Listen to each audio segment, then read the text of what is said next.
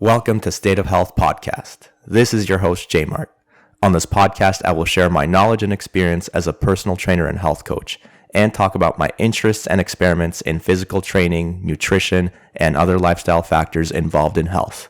On this episode of the podcast, I am joined by Sean Leal, who is a black belt Brazilian Jiu-Jitsu instructor and was my professor at the Yorkdale Martial Arts Academy. I asked Sean to come on the podcast because he has a wealth of knowledge about martial arts history, which I'm keen to learn more about. I also wanted to ask Sean about his first-hand experience in personal protection and which parts of martial arts training, in his opinion, translate to effective self-defense in street fighting. Lastly, Sean talked about brain damage and shared his experience with post-traumatic stress disorder in the last third of the podcast. It's a long 2.5-hour podcast, so strap yourselves in. Just before we get started, this is a reminder that you can get started with my free bodyweight training program, Body Basics, which requires no equipment, by going to subscribepage.com/bodybasics. Also, if you're watching this on YouTube, don't forget to smash the like button for the YouTube algorithm. Hit subscribe if you like the content, and hit the notification bell too. If you're listening through a podcast app, could you please share the podcast with a friend who may also enjoy listening and discussing it with you? All right, here's the episode. Hello, everybody. Thank you for joining me on, what are we on? Thank you for joining me for another episode of State of Health. That's the name of my podcast. Haven't done an episode of State of Health for a long time. I've switched to I'm doing 2 podcasts now. So, yeah, this is the health related one. And I wanted to have you on. This is Sean, everybody. Thank you for joining me, Sean. I'm going to just say a quick hello into the mic. Hello, everybody. Sean was my instructor for a while at my Brazilian Jiu-Jitsu gym, Yorkdale Martial Arts. On top of being a great instructor, he's just like really knowledgeable about martial arts. So I wanted to have him over and just pick his brain about martial arts in general. And then, of course, somehow talk about the history of it a little bit and then somehow tie it back to health, because ultimately that's the name of the podcast, State of Health. And let's see how you kind of think about health and how it's related to martial arts. Okay. Let's start off with just the basic question of how old were you when you first started martial arts? Which one was it? Oh, man. So the first one was boxing. And I started into it because I was playing American football at the time in King Canada, American football for the audience. And I wanted a job that wouldn't interfere with training for football because I love football so much. So I ended up getting a job as a nightclub security guard at 18 years old. Even though you're not legally allowed to drink till 19, you can work in clubs at 18. Nice. And I was just a big kid. And what ended up happening was it was actually during the Hells Angels takeover war, where the Hells Angels were actually taking over like Banditos, Paradise Riders, Satan's Choice. They were just sort of amalgamating all these clubs, and it was literally a war. They were like going to these clubs and saying like, you're all going to fall under this banner or else we're going to get rid of you. Holy cow. A lot of violence and stuff. And I was so young and being autistic, didn't understand a lot of the social issues. And I just walked into this club and got a job, and everyone was like, are you sure you want to work here? And I had no idea what was going on. So I was like, yeah. And one of the guys who was there, named Mr. McKay, saw me fight a guy who was 3 times my size and handle myself well because I was just a strong kid. And he was like, hey, do you want to learn how to fight? He started teaching me boxing. So that was my first intro into the boxing world. Wow. I'm surprised you were in your late teens. Yeah. Autism, which I wasn't diagnosed formally until 33.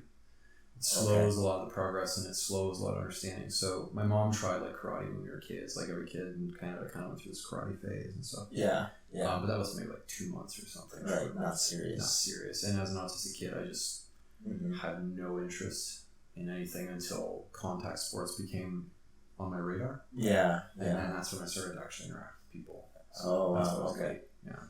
Interesting. And then how long did you do boxing until you found different martial arts?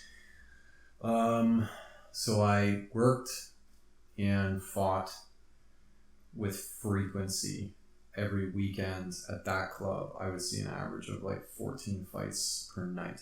Jesus. Yeah, and that was just not sanctioned ones, right? Yeah, just straight up fucking bar fights. Yeah, and I being young where I was from and stuff, I I fully did not comprehend that wasn't normal. In my family life, in my home life and stuff, there's a lot of violence, and so for me, this just seemed kind of like par for the course. Mm-hmm. So I actually liked the job. I got to beat up bad guys. Yeah. And then I got paid great money at the time. I was making like $250 cash per night because, and this is actually true, every time they hired somebody to work with me, that person would get the shit kicked out of them and quit the same night they got hired. So they just kept paying me all this money because they were like, we can't believe you're here, just be here. So yeah, for someone that age, yeah, that's a lot of money. I kept boxing because of that, and I really liked Mr. McKay. I looked up to him, and he was a great father. He had a daughter.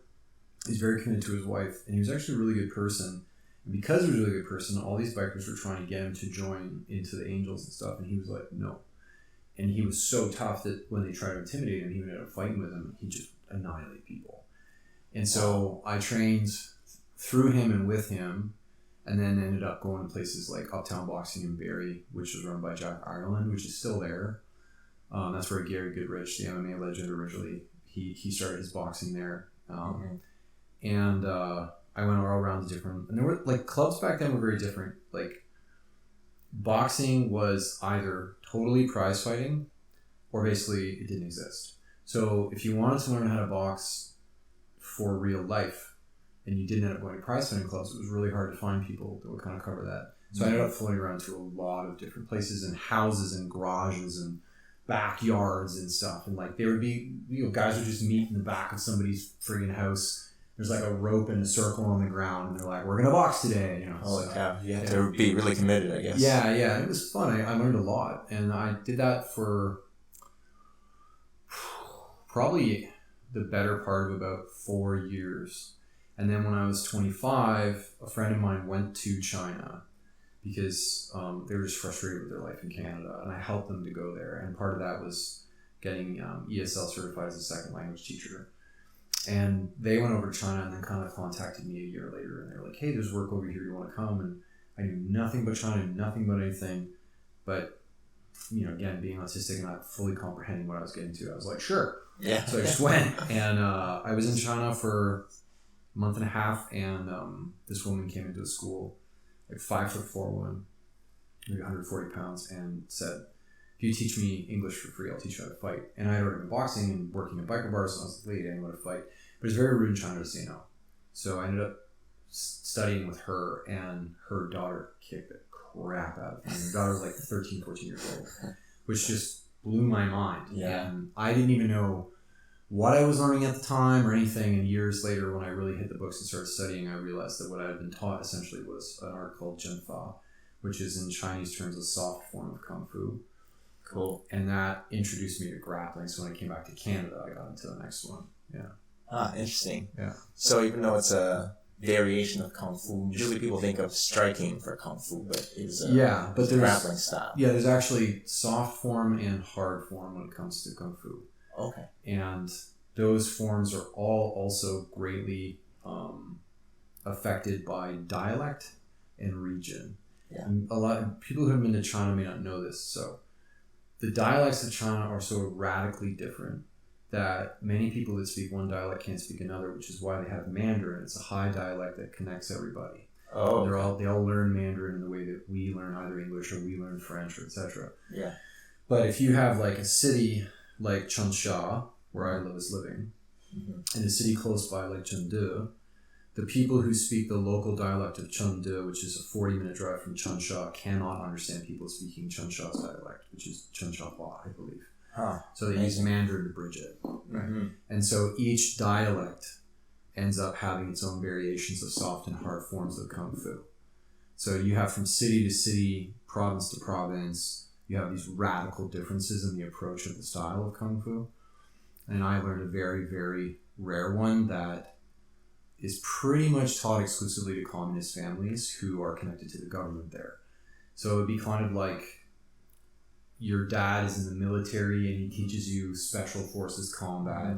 You would only be privy to that if you were the son of or the daughter of that person. So it was a similar situation, except they kind of took me on because they, at the time, would gain prestige by having foreign friends. It was like if you met a celebrity, you would become more popular by proxy of being with that celebrity. Sure. Not that you're celebrating just moving form, but similar situation, right? Yeah. So they spilled the beans to you. Yeah, they kind of did. Yeah, and they were very clear, like, don't tell people we're teaching you this and stuff. It wasn't like literally secrecy, but it was don't advertise. Yeah, gotcha. They would get a pushback for that for sure. Yeah. Yeah, it's interesting with martial arts. There is a little bit of that, like historically been a bit of a secrecy aspect to it, because it's like if you share your tools of the trade with somebody, then they know some of the things. Because some of the things are almost mystical when you can actually pull off some moves on people. You're like, how did you do that? Yeah, even to present day. Yeah, like there are some genuine methods, like. In our infantry, for example, in our military, you don't really get any hand-to-hand type stuff, basic stuff like maybe boxing, maybe doing your basic kind of stuff. But when you have someone join Special Forces in the Canadian Armed Forces, they are taught a form of hand-to-hand combat that is not taught to the rest of the military forces in training. And that is arguably like Canada's national hand-to-hand method. And the reason they only teach Special Forces is because you don't really need hand-to-hand in an open field shooting at each other. But if you're doing like breach and enter in a room this size, like we're in right now, then maybe somebody gets a hand on your gun and it isn't a hand-to-hand issue, right? So yeah, absolutely. Yeah. It makes me think of that. I don't know if you've ever seen that movie, Raid Redemption. Oh no, but sounds good. It's a movie where there's like a lot of hand fighting because they're in close quarters due to being in a apartment building. Yeah, going room to room. Yeah. So. Well, and also like if say you're in an operation takes like a month or something, you run out of ammunition and you're using knives, like things can go wrong, guns get jammed. It's never the way that Hollywood depicts. Yeah. Like one thing that always kind of makes me giggle is in Hollywood films, someone gets shot and then that's it, that person's just dead immediately. That is rarely the case. Rarely the case. Usually it's 1, 2, 3, 4, the guy's still coming. Yeah. Because your body's adrenaline system kicks in, unless you're hitting a vital organ like a heart or a brain, they're probably going to still live for like 10 minutes until they bled out and lost blood pressure to the point where they collapse. Jesus. Right? Yeah. So it's not just because you shot someone doesn't mean it's the end of all, right? They may die later, but it's certainly not an instantaneous death. In 90% of the cases, it's not instantaneous. So hand-to-hand becomes very relevant in those situations, right? That's when, you. They're still coming at you. You go with the hip throw. Yeah. Well, if you read like the Boer Wars, I don't know if you've ever heard of Boer Wars in South Africa. I have heard of them, but I haven't read anything. So when the war started, the Boers were fighting. I can't remember which side, but there was a formal request to get a larger caliber handgun, and it was literally because they're complaining like we're shooting the enemy. And they just keep coming. We need a larger caliber bullet to actually stop them. Yeah. So that gives you an example of kind of the reality of hands with firearms and stuff, right? Yeah. I remember like from other movies where they used to have like duels and stuff. Where it was like you'll have to hit a real good shot to get me because they're coming after you. Like there's this macho like threatening. Yeah, for sure. Yeah. So okay, you got introduced from striking to a soft kung fu style that's a little bit more grappling, and then so you're kind of, I always think of martial arts with the two sides of striking and the grappling. So now you have experience with both kind of aspects of it, and then did you ever transition to judo or straight to jiu-jitsu? Yeah, so I transitioned to judo when I got back to Canada, and I actually thought I had learned primarily judo when I was in China because they used judo gis. It was sort of a judo system, but that was when I realized I hadn't been learning judo because I went to a judo club. It was either in Barrie, Ontario or Orillia, Ontario, and I went in and they said like, do you have any experience? And I said, yeah, I just trained in China.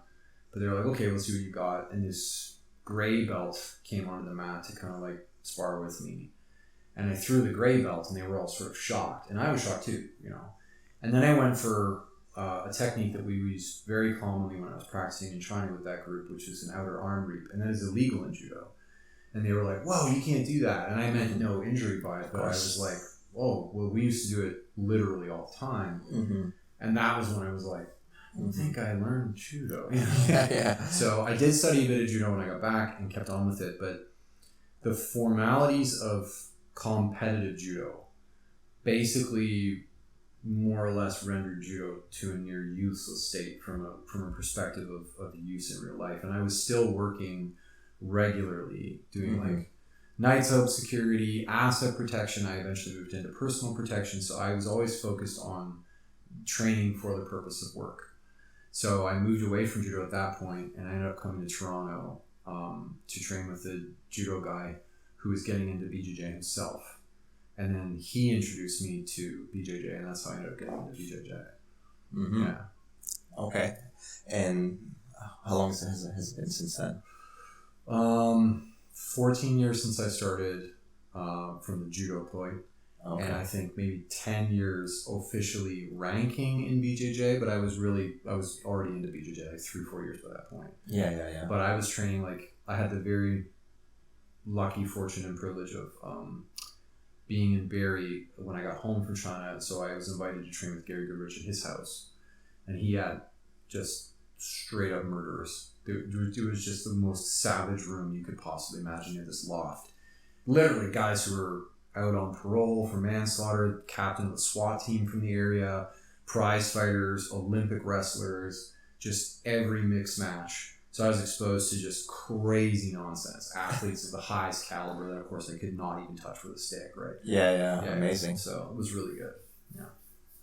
Yeah, and then how long before you started teaching?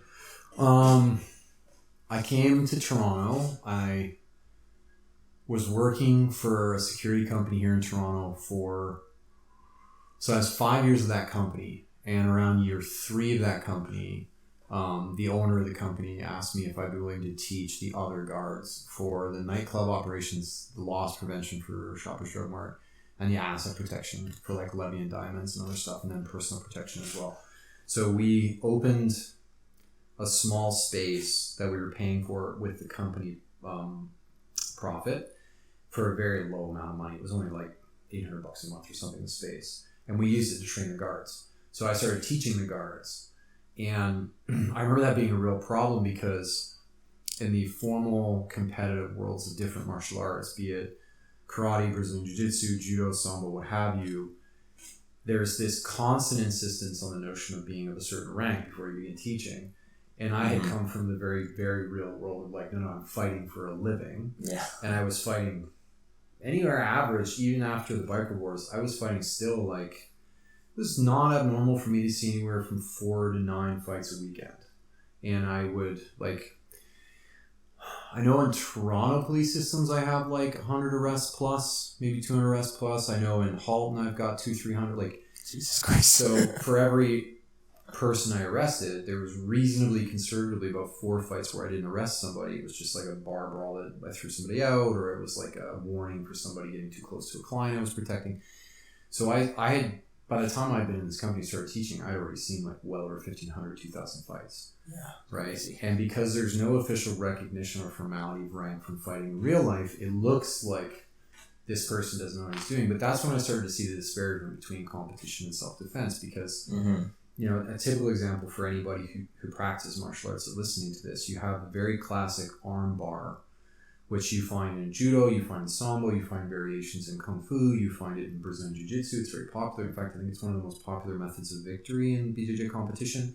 And in real life, in real combat situations, you will never use it. It is absolutely useless to you, because it is only good to incapacitate the arm of an opponent trying to threaten you with a weapon, assuming you're in a position of desperation where you get to a point of using an arm lock while the person you're hurting is wielding the weapon.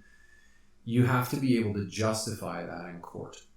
And no court is going to go, yeah, it was totally cool, you destroyed this person's arm and their ability to make a living at work. Yeah. Unless you can prove they had a knife and they were trying to stab me. Yeah. And like, to give you an example of the severity of that, just before COVID or during COVID, I can't remember which, but there was a case in Toronto where a trans female sex worker was attacked by a client, and he stabbed her multiple times in the abdomen and thigh. In the struggle, she managed to get the knife from his hands and stab him in self-defense, and he died from his wounds, but she did not. And when it went to court, she got manslaughter. Wow. And that the Canadian court system is extremely biased against the use of force. The argument is if she got the knife out of his hand, then she should have run from him and called for help. It's like, that's how they kind of see it. So if you put yourself in that situation where you're being stabbed to death and you're not allowed stabbing them back without going to jail for manslaughter. How's that even? Yeah, so when you get to like an armbar or something, you'll never use it. Even if you get an opportunity to use it, which in 18 years of work I never did, you wouldn't be justified using it. It's an extreme situation. So, I think the only time you could maybe get away with it is if you're a very petite woman and you have proof you've been sexually assaulted and you effectively use it to overcome your opponent in some way. But even that is a mess, because to prove you've been sexually assaulted means you need to have a rape kit showing positive that you've been raped, which means you've already been raped. So the terrible, flaw of the court system is if you actually defended yourself from sexual assault, you don't have proof that you were sexually assaulted. Yeah. So even then, you can't use an arm lock because you're not going to be able to go to court and say definitively I got raped for sure. Right. So it's a mess. Like court system affects a lot of it. How do you disentangle it? So it's impossible. Everything you train for in real life is about de-escalation, holding, arresting, retaining. And the whole point behind handcuffs is I didn't hurt them significantly or at all. I put them in restraints for their safety and for mine. Yeah. So most of what you want to focus on in the law enforcement world is the most effective way to put a person in restraints without harm to you or to them. And in that way, Brazilian Jiu-Jitsu, Greco-wrestling, Sambo are extremely useful. Yeah. Because there's a lot of live rolling and a lot of live practice. Yeah. But many of the submissions you use, which are fun in the competitive realm and still useful to know, you will not effectively use them in real life, in a real life fight. So going back to teaching, I would start teaching and I had people, I remember one guy from Toronto BJJ was very critical of it. He was like, you don't know enough. You're not even ranked. But this is a guy who had won several competitive medals and never, by his own admission, been in a real fight outside of the gym.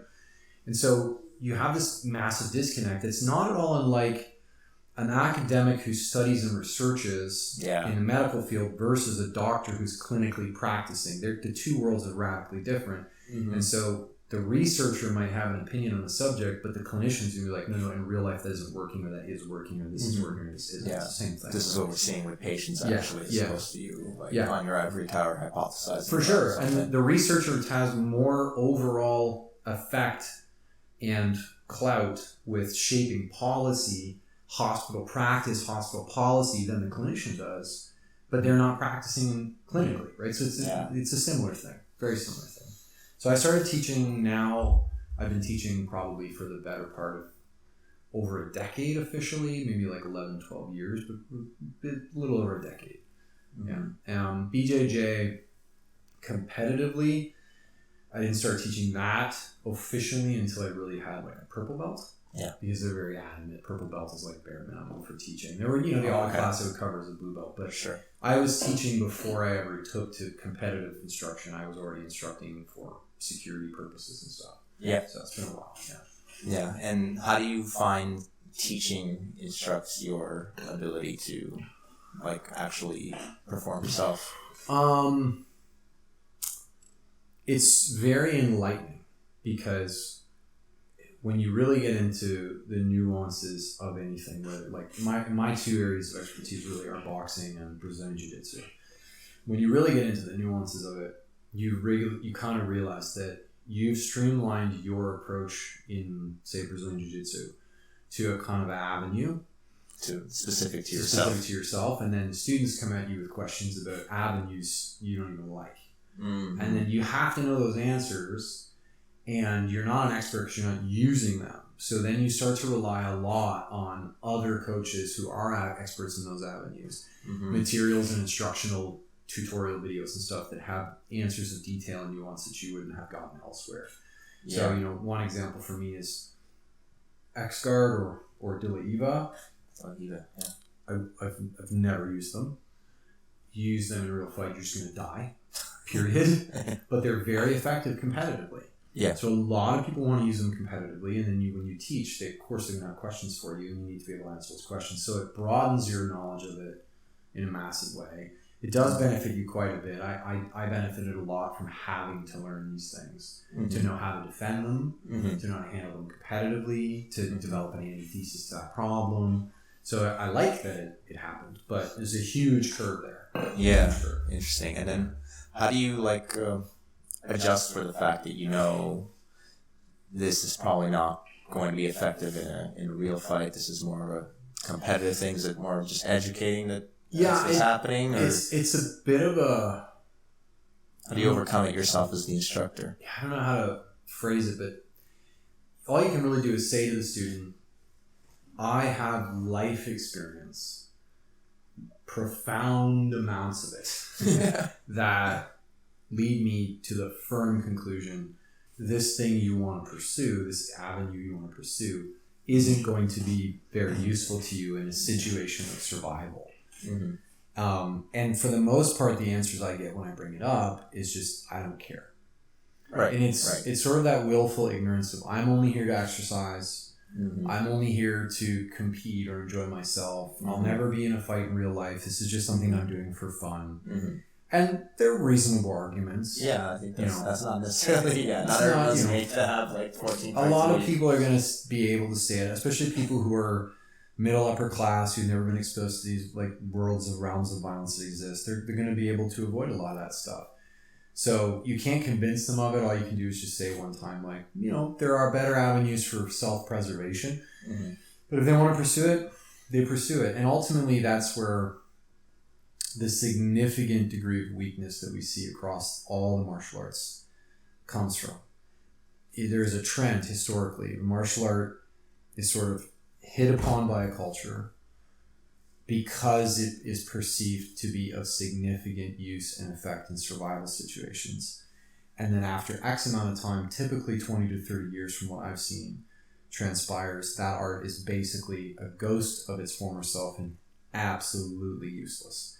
And you're seeing that now with BJJ, for sure. There's all these memes of someone invades a guy with BJJ's house and he just listens back, mount me. And that's a real thing. It is. Yeah. My clothes guard is real good. My clothes guard is super good. All you have to do is get on top of me in your mind. And again, they're gonna. I'm just gonna play a sport, whatever. And the problem ultimately is the monetization of that. You open a gym, you have bills to pay, and you want to make a profit. Your student base says, we really like Dili Eva. We want to study Dili Eva. And you as the coach, if you're not focused on profit, you say, I don't care what you want to study, I'm preparing you to survive. But if you're focused on profit, if you say that, they're going to go, well, we're going to go to a gym that does teach Dili Eva, and you're going to lose all your money and not make a living. So you end up the people in charge at any martial arts club are not the black belts. They're absolutely the white belts. Predominantly, for sure, the white belts.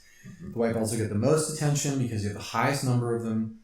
The white belts, when I started into BJJ, which was around the time I met Gary, you would go in and they'd be like, okay, today all you're going to do is just shrimps for 2 hours. I don't want to shrimp for 2 hours. They'd be I don't give a shit. That's what you're doing. Because they're not making money off you. You're there because you want to be there. But now, it's so popular. You can go to a place and we're gonna do some shrimps, and the student's I don't want to do it. They won't show up to your class again. That's it. You just lost your student base. So the students dictate, and it's a very, very common in every field of expertise. You hire an expert, ironically, because you need their expertise, but then you proceed to tell them what to do. You hire the renovation specialist and go, but I want the wall to be this way. And the renovation guy's no, walls are built in this fashion. No, I want it this way. Okay, fine. It's going to break. Whatever. Yeah. Interesting. Yeah. And then with regards to martial arts specifically, I guess so for a lack of a better word, the watering down of the efficacy, let's say, of the martial art for self-defense. I don't know too much about the history of martial arts, but maybe a little bit of what I do know with regards to judo. I think that was something that happened to judo as well. There's big time. I guess the famous name in judo is Hikaru Kano. Yeah. And he like the last conversation I had about this, somebody explained to me that he wanted to make judo a symbol of Japanese culture that you could share to the world in a way that, you know, they could be proud of. So he, let's say, took out the more violent aspects of the martial art to make it more of a sport that could be like a point sport. Let's say that would and kind of a similar thing happened with judo to what you were describing. Let's get into the history of martial arts a little bit and talk about that. Sure. Is that a fair description, or is it a little bit more detailed? So I'm pretty well read. So this one's The Way of Judo. It's a portrait of Higuro Kano. Yes, I recognize that. John Stevens is on the author here, and this book is probably one of the better books written specifically about him and the beginning of judo.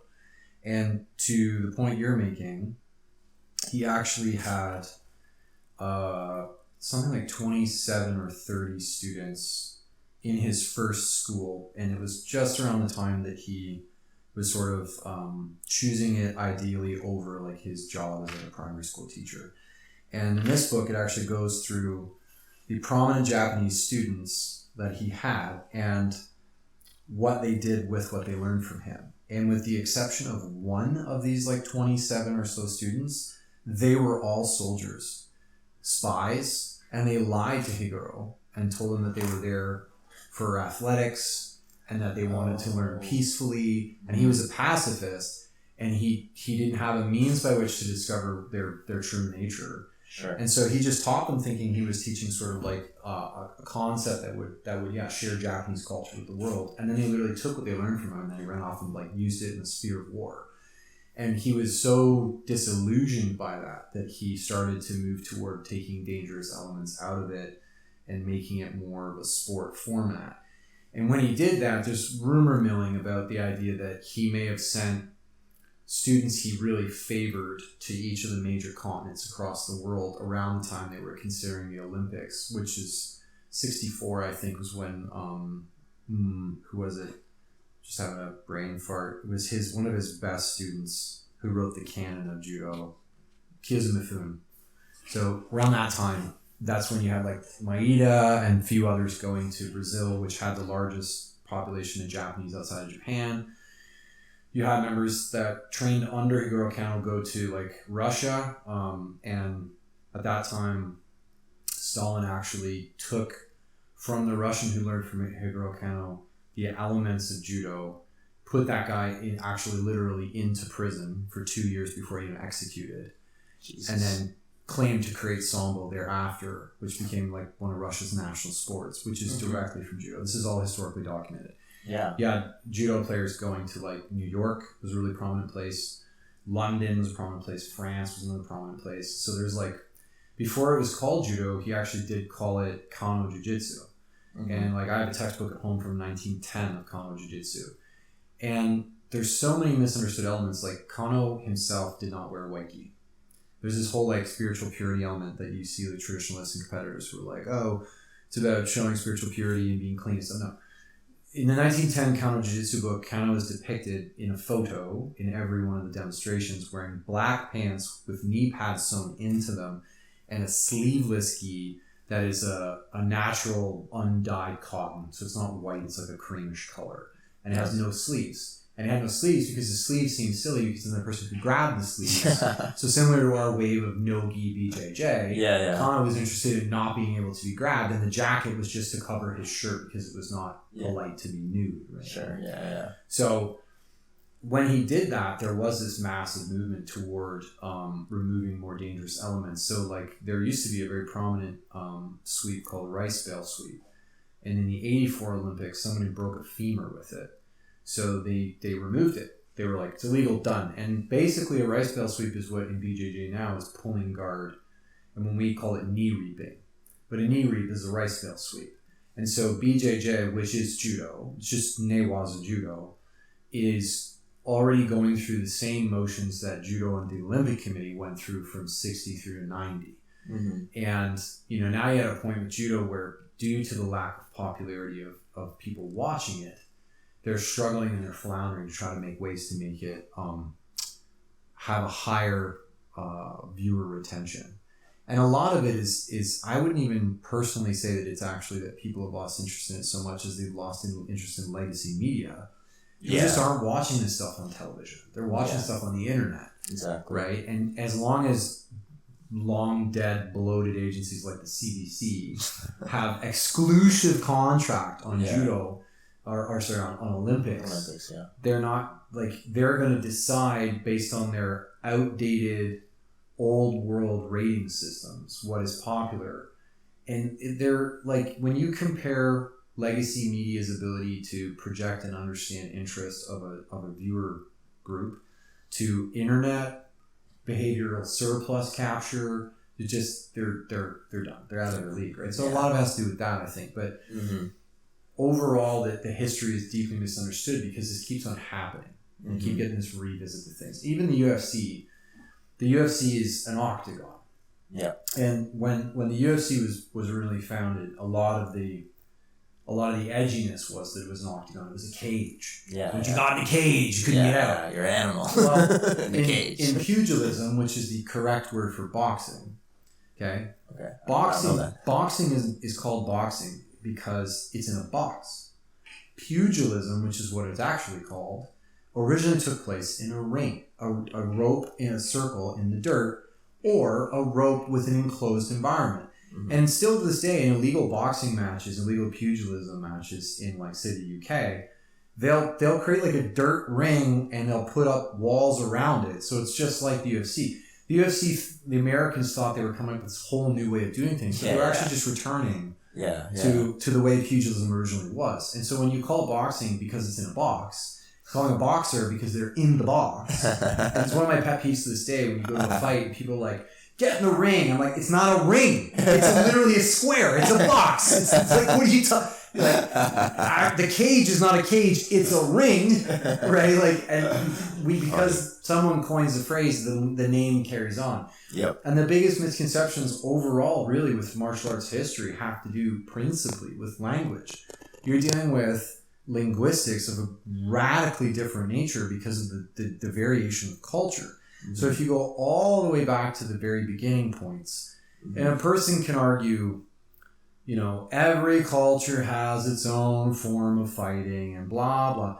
Okay, great. But documented, what we can conclusively see is more or less the Western martial arts, which is pugilism, wrestling, those arts came out of Greece. Yeah. And from Greece went to Rome. Yeah. And Romans became Roman Catholic, and the Catholic Church in all of the areas Rome conquered led to colonial powers. And colonialism of Roman Latin descent was Spain, Italy, France, United Kingdom, times Britain or Britannia.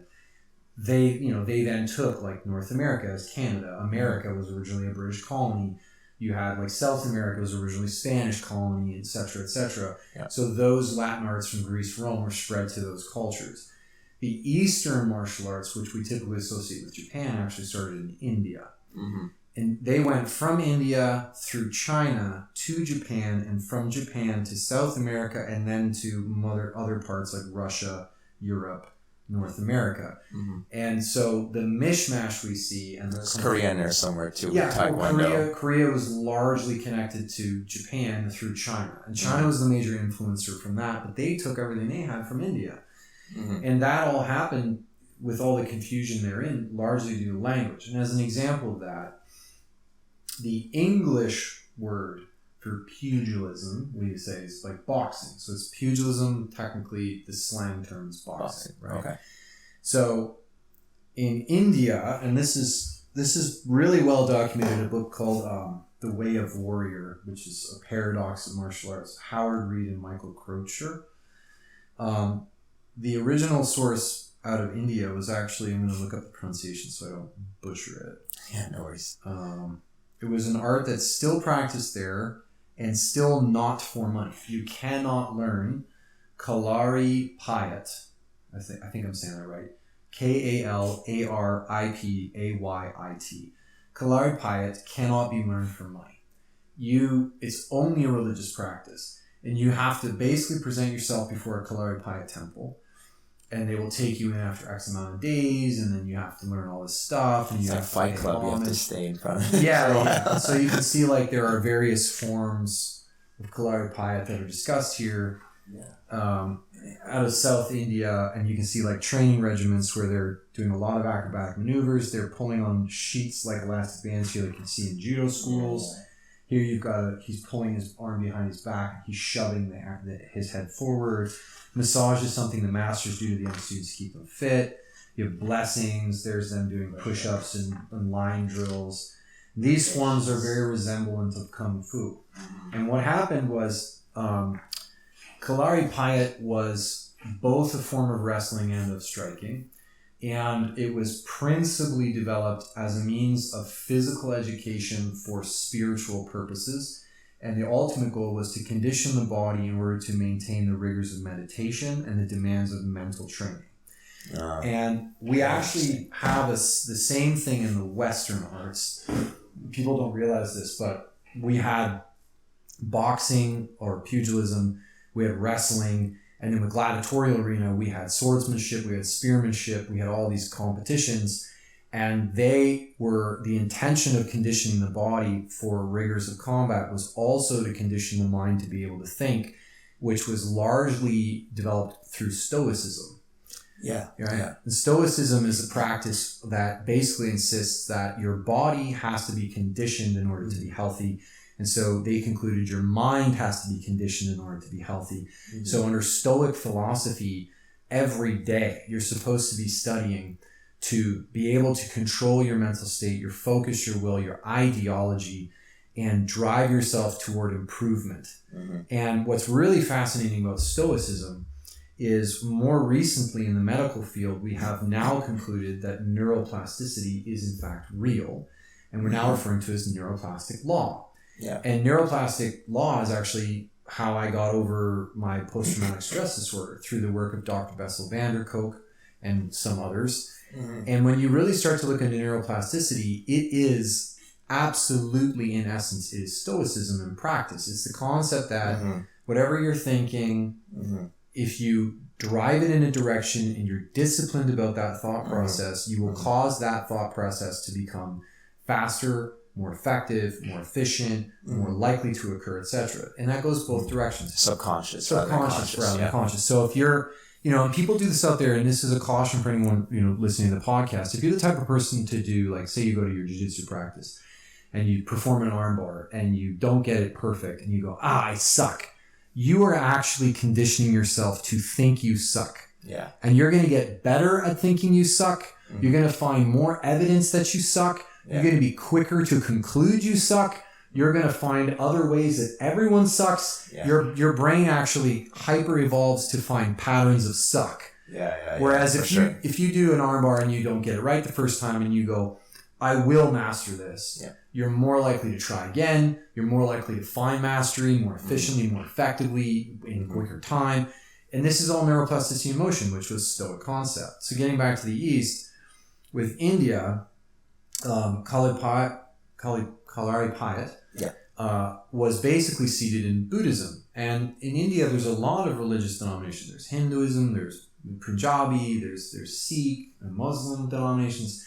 But this was really seated in Buddhism. And no one knows this conclusively, but it's firmly believed and accepted that a Buddha by the name of Buddha Dharma decided to take his teachings from Kalari Payat and other aspects of Indian culture and went through China. And he basically exposed the Chinese to the concept of the intention of teaching Buddhism, but the Chinese largely just took the fighting forms, and Chinese Buddhism was vastly different in its understanding and then became separated a lot from those arts. Now, Kalari Payat is a loose translation of like self-development. Right? When you get into Kung Fu, really what you're saying is the Mandarin term for kickboxing. You're just saying kickboxing. For Kung Fu, right? Okay. And if you're saying soft form kickboxing, you mean wrestling and kicking and punching, which is MMA, mixed martial arts. And when we're on the subject of language, it's not mixed martial arts. Because when you say martial arts with an S, plural, you mean multiple martial arts. So when you put mixed in front of it, it's a misnomer. Yeah. It was coined that because they wanted a way to separate it for sales purposes. Oh, this is new. It's not martial arts. It's mixed martial arts. That's not accurate. That's not correct English. Anyway. With John McCarthy. John McCarthy. He supposedly claims to have invented. Yeah. And it's gone on for sales purposes. You see it on every sign out there, but it's technically not correct English. It's a redundancy. Anyway. Yeah. I love it. From China, it moved to Japan.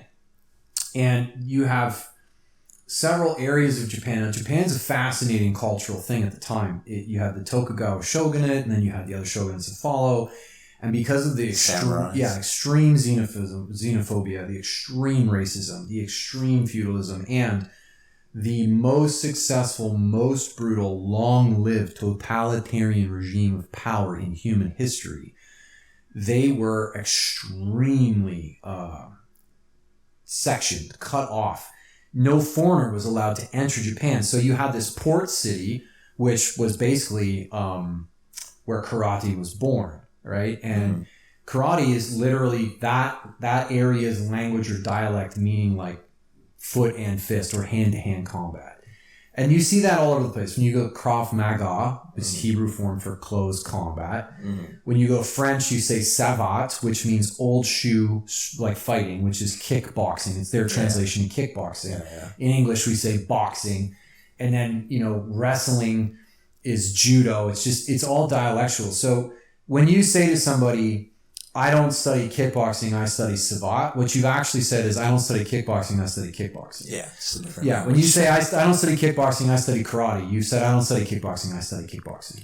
And you're failing to understand that language is the difference, not the art form. These are all the same thing. And why they appear different is because of that language. So when you get into like a sport concept, if I've opened a gym, and everyone in my area is teaching kickboxing, and someone comes in and goes, I want to learn, what do you teach? And I go, kickboxing. And they go, well, so does Trevor, he teaches it, so does this guy, that girl, this guy, that girl. If I go, oh no, but what they teach is kickboxing, I teach savat. Yeah, I'm karate. And they go, ooh, that sounds new, I'm going to do that. And a prime example of this is Thai boxing, okay? Yeah. So for those of you who don't know the history of this, Siam, the nation before it became Thailand. Yeah, it was a kingdom that incorporated Thailand, Cambodia, maybe parts of Cambodia. Laos. Yeah. So in Siam, there was a cultural exchange with the British. The British went there literally as like a formality. They sent like royalty, like Duchess, that sort of whatever the equivalent was, Earl or, of England. And one of the exchanges as a gift they gave to the king of Siam was a boxing match on demonstration of boxing.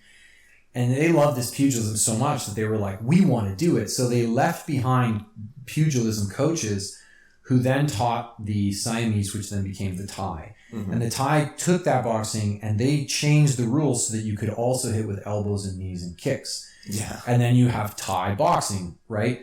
And now Thai boxing has taken off in huge fashion here in Canada. Yeah. And we've had boxing directly from the United Kingdom because we're a colonial vestige for as long as Canada's existed. Exactly. And now you have people coming from Thailand to teach Canadians how to do the thing that they learned from the fucking English. Yeah. Like that's literally like if I went to Brazil and went, let me teach you how to do jiu-jitsu. And they were like, oh yeah, sounds great. Yeah. All I'd have to do is change the name and go, oh, this is CJJ. And go, oh, it's new. Change it up a little bit. So the language is a major component. And that element of history constantly gets confused and lost. And when you start to see past the language and you realize this is all the same thing as just an expression, it drastically changes appreciations of it. And the expression is affected by the sport.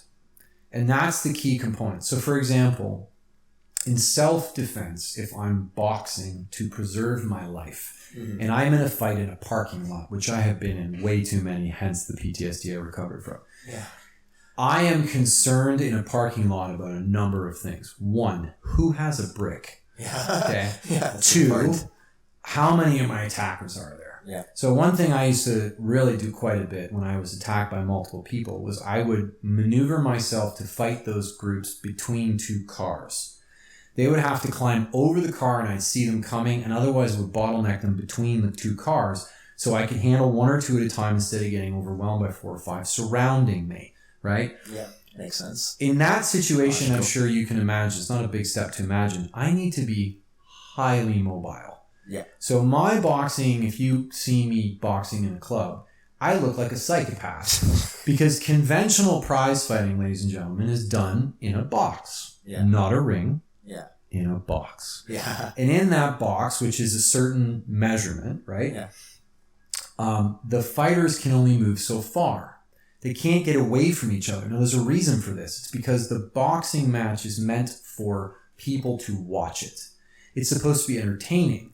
And if the space is so large that the fighter can keep running from each other, then it becomes boring. Now, you think of UFC fights like Silva, where he just was taunting, but his opponent was engaging. There's all sorts of fights where one fighter chose to run more. And recently with Nama Nunez and Rose and the other one, Carlos Esparza. Oh, man, everyone was talking about it was a snoozer. It was disappointing because they were staying away from one another. But here's the thing: in self-defense, that's a good method. Yeah. I don't want to get knocked out. I don't want to risk it because if you knock me out in a real fight in a parking lot, you might step on my skull and kill me. Absolutely. You might beat me while I'm unconscious and leave me brain damaged severely. Mm-hmm. So I want to be mobile. When I go into a gym and I practice on a bag, I want my bag, my heavy bag, is 9 feet of chain. So that when I hit it, it swings wildly far. So I have to chase it and run from it because I want to practice moving lots. Very interesting. Whereas when you're in a box in pugilism and you're boxing, you want to hold the bag because there's not a lot of space to move. So you want to learn how to fight close to your opponent in a pocket so it's entertaining for the crowd, but you might win that fight. Mm-hmm. You don't have to worry so much about getting knocked out because you may lose the fight from a knockout, but most of the time you're not going to die and the ref's going to stop the fight and you're going to be given immediate medical attention, not so in real life. No. So the drastic differences are what make the sport versus self-defense. And that applies with every version of this. So in Muay Thai, if you go to Thailand or even look it up on YouTube because internet, you'll see that in Thai fights, if one of the opponents evades strikes too much or moves too much laterally or moves too much backwards, if it starts to be a fight of chase, they get booed. And in Thai culture, the masculine viewpoint is you're moving forward to be tough. If you move backward, you're weak. And so the methodology of the art reflects the methodology seen in the competitive sport. Mm-hmm. And this is true across the spectrum. We've got BJJ, where people are like, we're going to pull guard. But the joke is like, you coward. Saboka's like, that's stupid, you guys don't even punch. Yeah. It's all based on methodology of sport. Yeah, so the difference in the appearance of art has a lot to do with, firstly, the language, and secondly, the sport. Right? Yeah, it's amazing how language, like even like you were saying, villages that are only like half an hour, 40 minutes apart from one another with different languages that can have an impact on expression. I've literally there are forms of Kung Fu. I remember meeting one guy, his style of Kung Fu was actually based on bad breath. I'm not kidding. I'm not making this up. So this dude had committed his life to eating rancid, terrible shit to the point where he actually didn't brush his teeth. He let his teeth rot.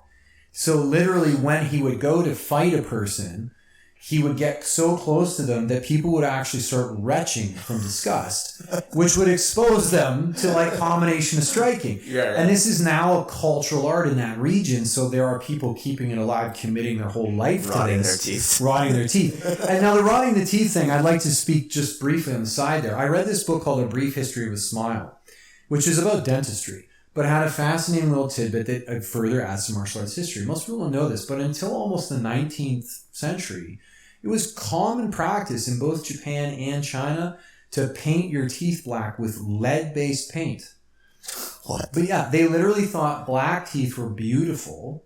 It was a cosmetic appearance of beauty. Wow. And literally to this day, that's why you've seen a lot of in Asian cultural environments, and I speak as someone who lived in China a year and a half, where women will eat with the hand in front of their mouth, and they'll speak and laugh and put their hand in front of their mouth. Yeah, that's so common with Asian people. It's actually because this was a cultural practice till 1900. You didn't just lose the politeness of covering your mouth for bad breath, but the lead-based paint would rot their teeth, and it would cause temporary or permanent bouts of insanity from lead exposure and horrible breath. So the horrible breath forms of Kung Fu were a natural evolution of that actual practice. Oh, wow. And most people don't know this, but the reason, for example, you say French kissing when we refer to open mouth kissing, is because the French, who originally, France was built in the Fort of Letitia, which was a Roman military settlement. Yeah. And it was the first area of that European mainland that had baths and oral hygiene. So the French were actually French kissing before the rest of the planet because they were brushing their goddamn teeth. Oh. So their breath was not so repulsive. They would actually want to kiss. Whereas we know historically, like there's all these jokes about British having bad teeth. Yeah. Historically, it comes from the fact that they didn't brush their teeth. Yeah. So they didn't kiss open mouth. That's why it was called French kissing. But in Asia, there was this, literally, you paint your teeth black. So this affected a style, created a Kung Fu all of its own. Mm-hmm. So these cultural expressions are literally a kind of part of the vestige of what makes an art an art. And you have wildly different concepts based on exposure and stuff.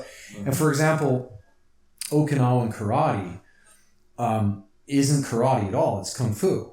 Plain and simple. And you can look this up. There's a YouTube video by the Karate Guy. That's literally his YouTube handle. You can look it up. He's documented history very well. He's very informed. And it was actually, there was like 4 or 5 Kung Fu practitioners teaching Kung Fu in Okinawa.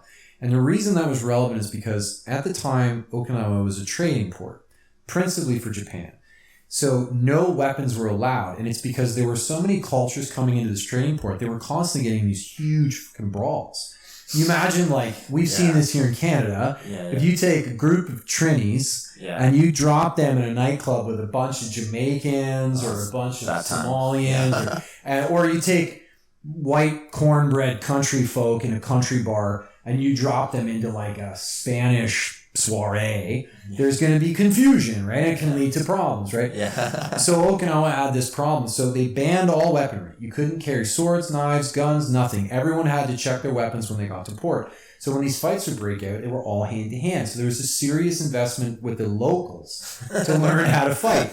And so these Kung Fu experts saw an opportunity, not unlike us, right? You had the Brazilians who basically all learned judo out of Brazil. And then they went, the Americans don't even know what is this or that. So they came to America and they went, we're teaching Brazilian Jiu-Jitsu. And the Americans were like, that's new. It wasn't new. It was judo by its name. Right? So it's the same thing. You had Kung Fu teachers go over to Okinawa and start teaching Kung Fu. Well, Higuro Kano was actually, by this time, was a respected schoolmaster. And that means he was a member of government. So this would be akin to someone from, say, the state of California who's in the educational authority, visiting as a diplomat Toronto to inspect Toronto's school systems, and say that diplomat has an interest in martial arts, they might want to drop into a school. So this is a situation. Higuro Kano goes to the Okinawan Islands. He hears about this form of striking that's happening there. He's interested in striking because at that time judo still had striking. So he wants to go see a demonstration. Well, they find out Higuro Kano's coming to teach or coming to watch. He's racist as shit. But the Japanese, and I'll get into this in a little bit, but the Japanese were horrendous people. They were horrendous people. Okay, not anymore. They're wonderful now. Back then, they were allied with the Nazis. Let's put this into context.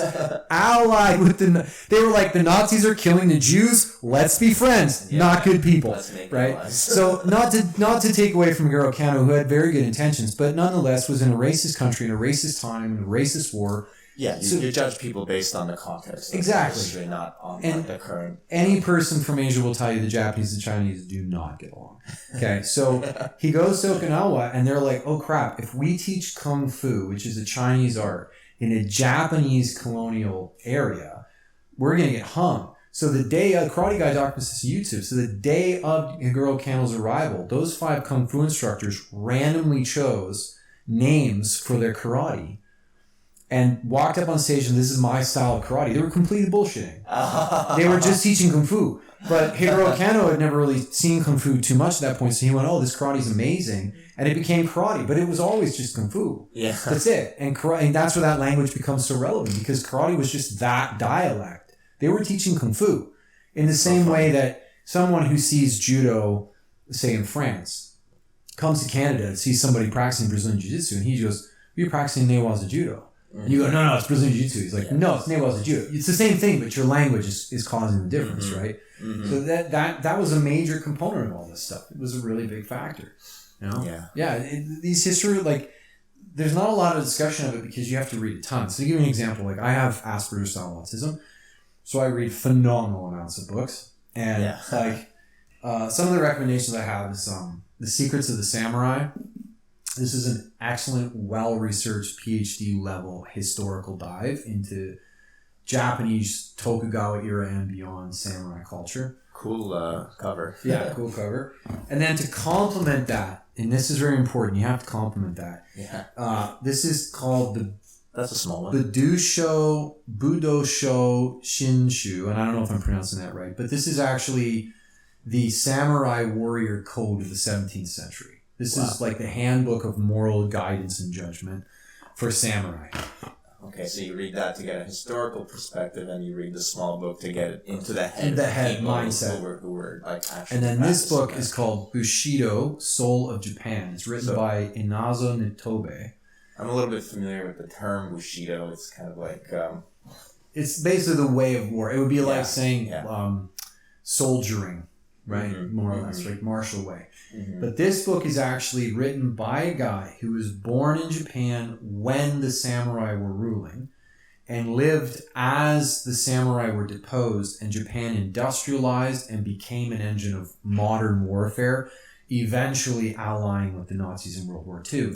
So he saw the end of what he calls chivalry, which is the European word for being a knight, because the samurai were knights in Japan.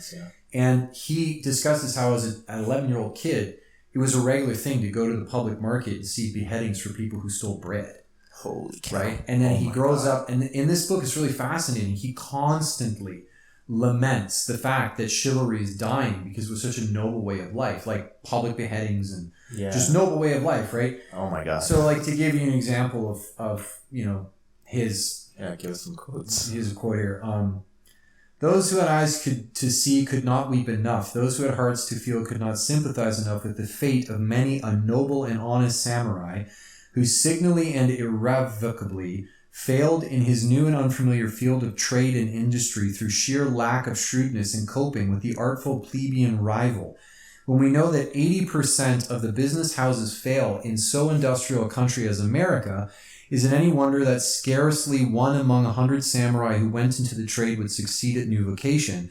It will be long before it will be recognized how many fortunes were wrecked in the attempt to apply Bushido ethics to business methods of America. But it is soon patent to every observing mind the ways of wealth were not the ways of honor. In what respects then were they different? So he goes on about lamenting that, like, when you switch over to like industrialization and let's call it capitalism. That's maybe not the right term, but like the honor system with the warrior is no longer applicable, and those people are failing. Right, but to give you an idea of what the honor system of the warrior entailed, which again you can read in the Budosho Shinshu and other like books, it was public law under the Tokugawa shogunate. If a samurai went into a village, to a market, and they asked someone a question who wasn't a samurai, if that person answered the question in any way that was deemed offensive to the samurai at the time, he had the legal right to cut their head off on the spot. Jesus. So what ended up happening, common practice, was they would go into a market and they would say, I like that hat, how much is it? And if the merchant said, $10, the samurai would go, that's offensive, cut his head off and then take the hat. Yeah. So when you see in film and television stuff, samurai riding into town, everyone fleeing in terror, it was because the samurai could literally just kill you arbitrarily for whatever reason they wanted. Yeah. And when we get into that aspect of the history, I'd just like to touch on this because there are a lot of martial arts clubs and there are a lot of martial arts competitions and a lot of martial arts films and stuff that glamorize and romanticize samurais and ethos. You have these martial arts clubs where they teach kids to speak in Japanese, like counting Japanese and stuff. And listen, learning Japanese, great. It's awesome. Ichi-ni-san. Yeah. Understanding Japanese culture, current modern Japanese culture, wonderful. Samurai culture, not okay. Not okay. Okay? And to give you an idea of what life was like, just roughly in that time period, and you'll read this in like Secrets of the Samurai and other books. In the city of, say,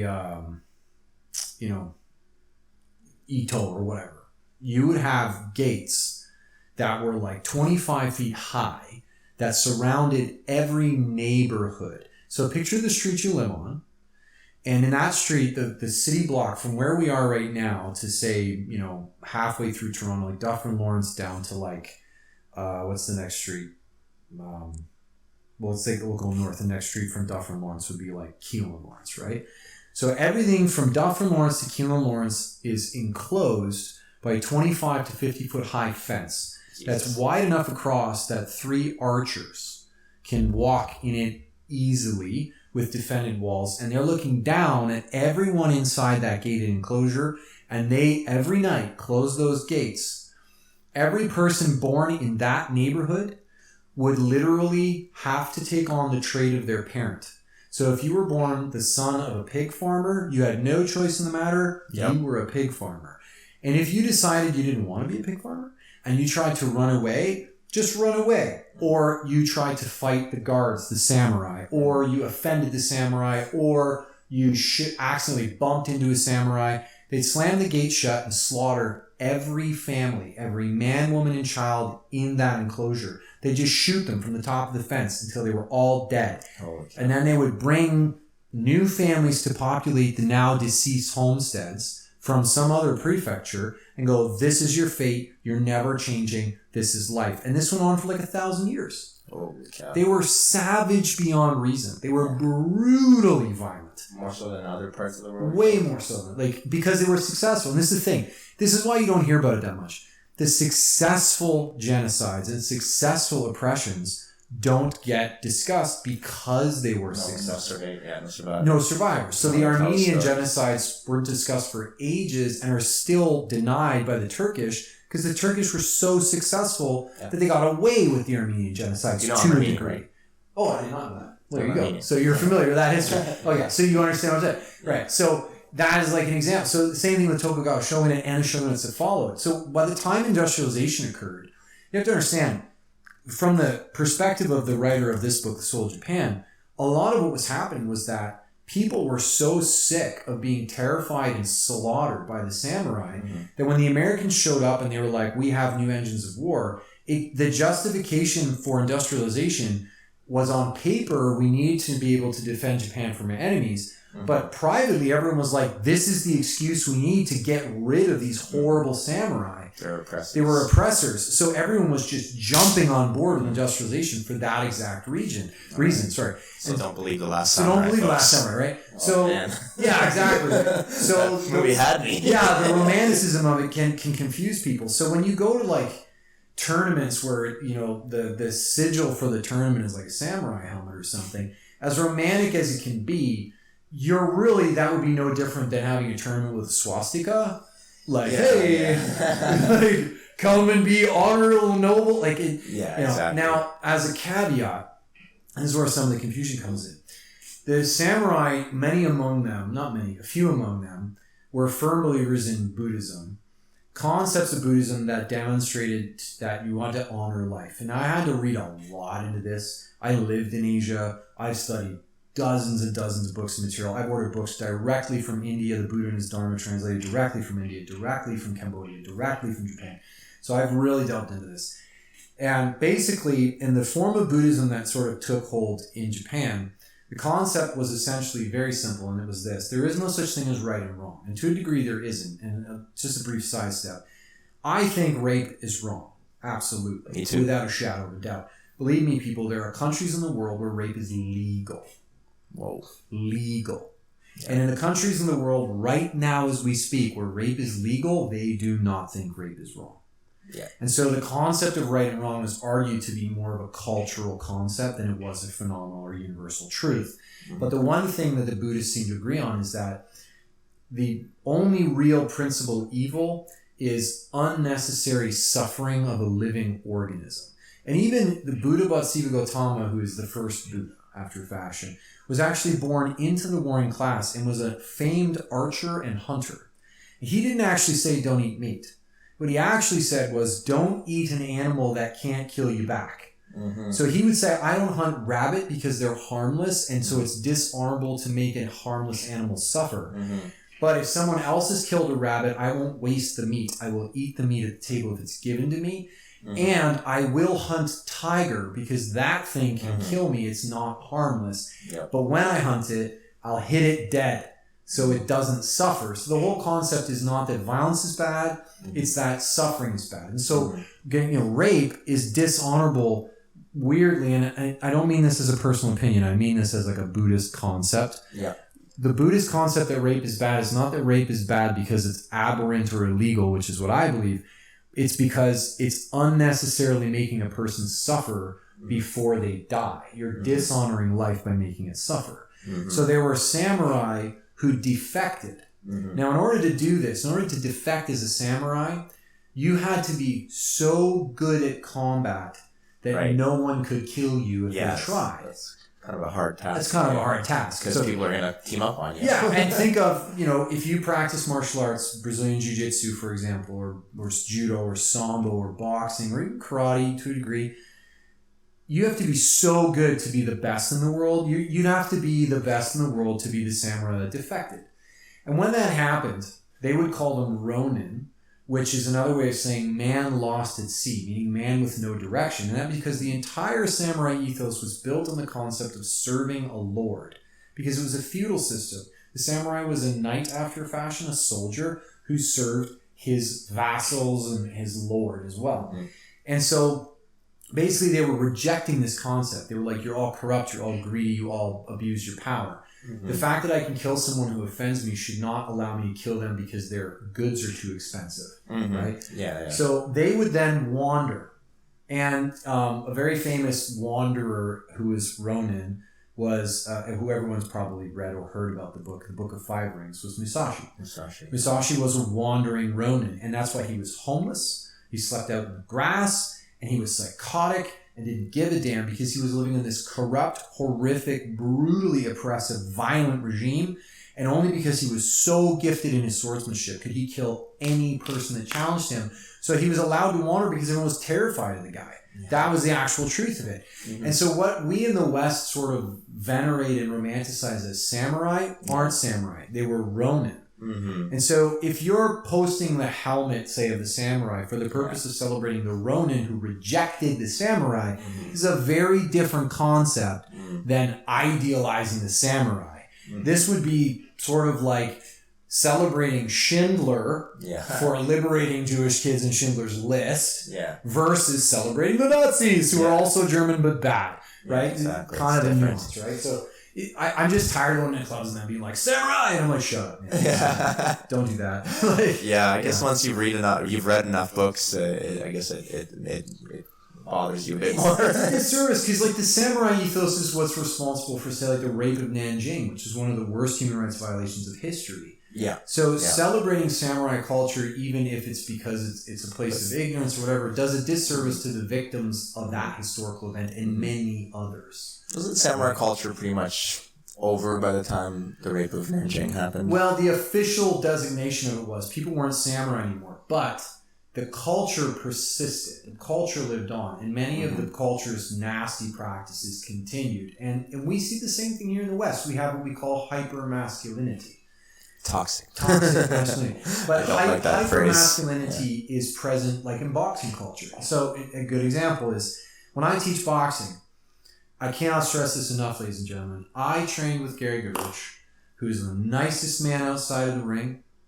He's a great human being, and he has told me many times he does not regret his fighting career, and I want that to be clear. I'm not speaking for him, I'm speaking for myself. Gary Goodrich loves his life, loved his fighting career, and he has sort of come to terms with his dementia.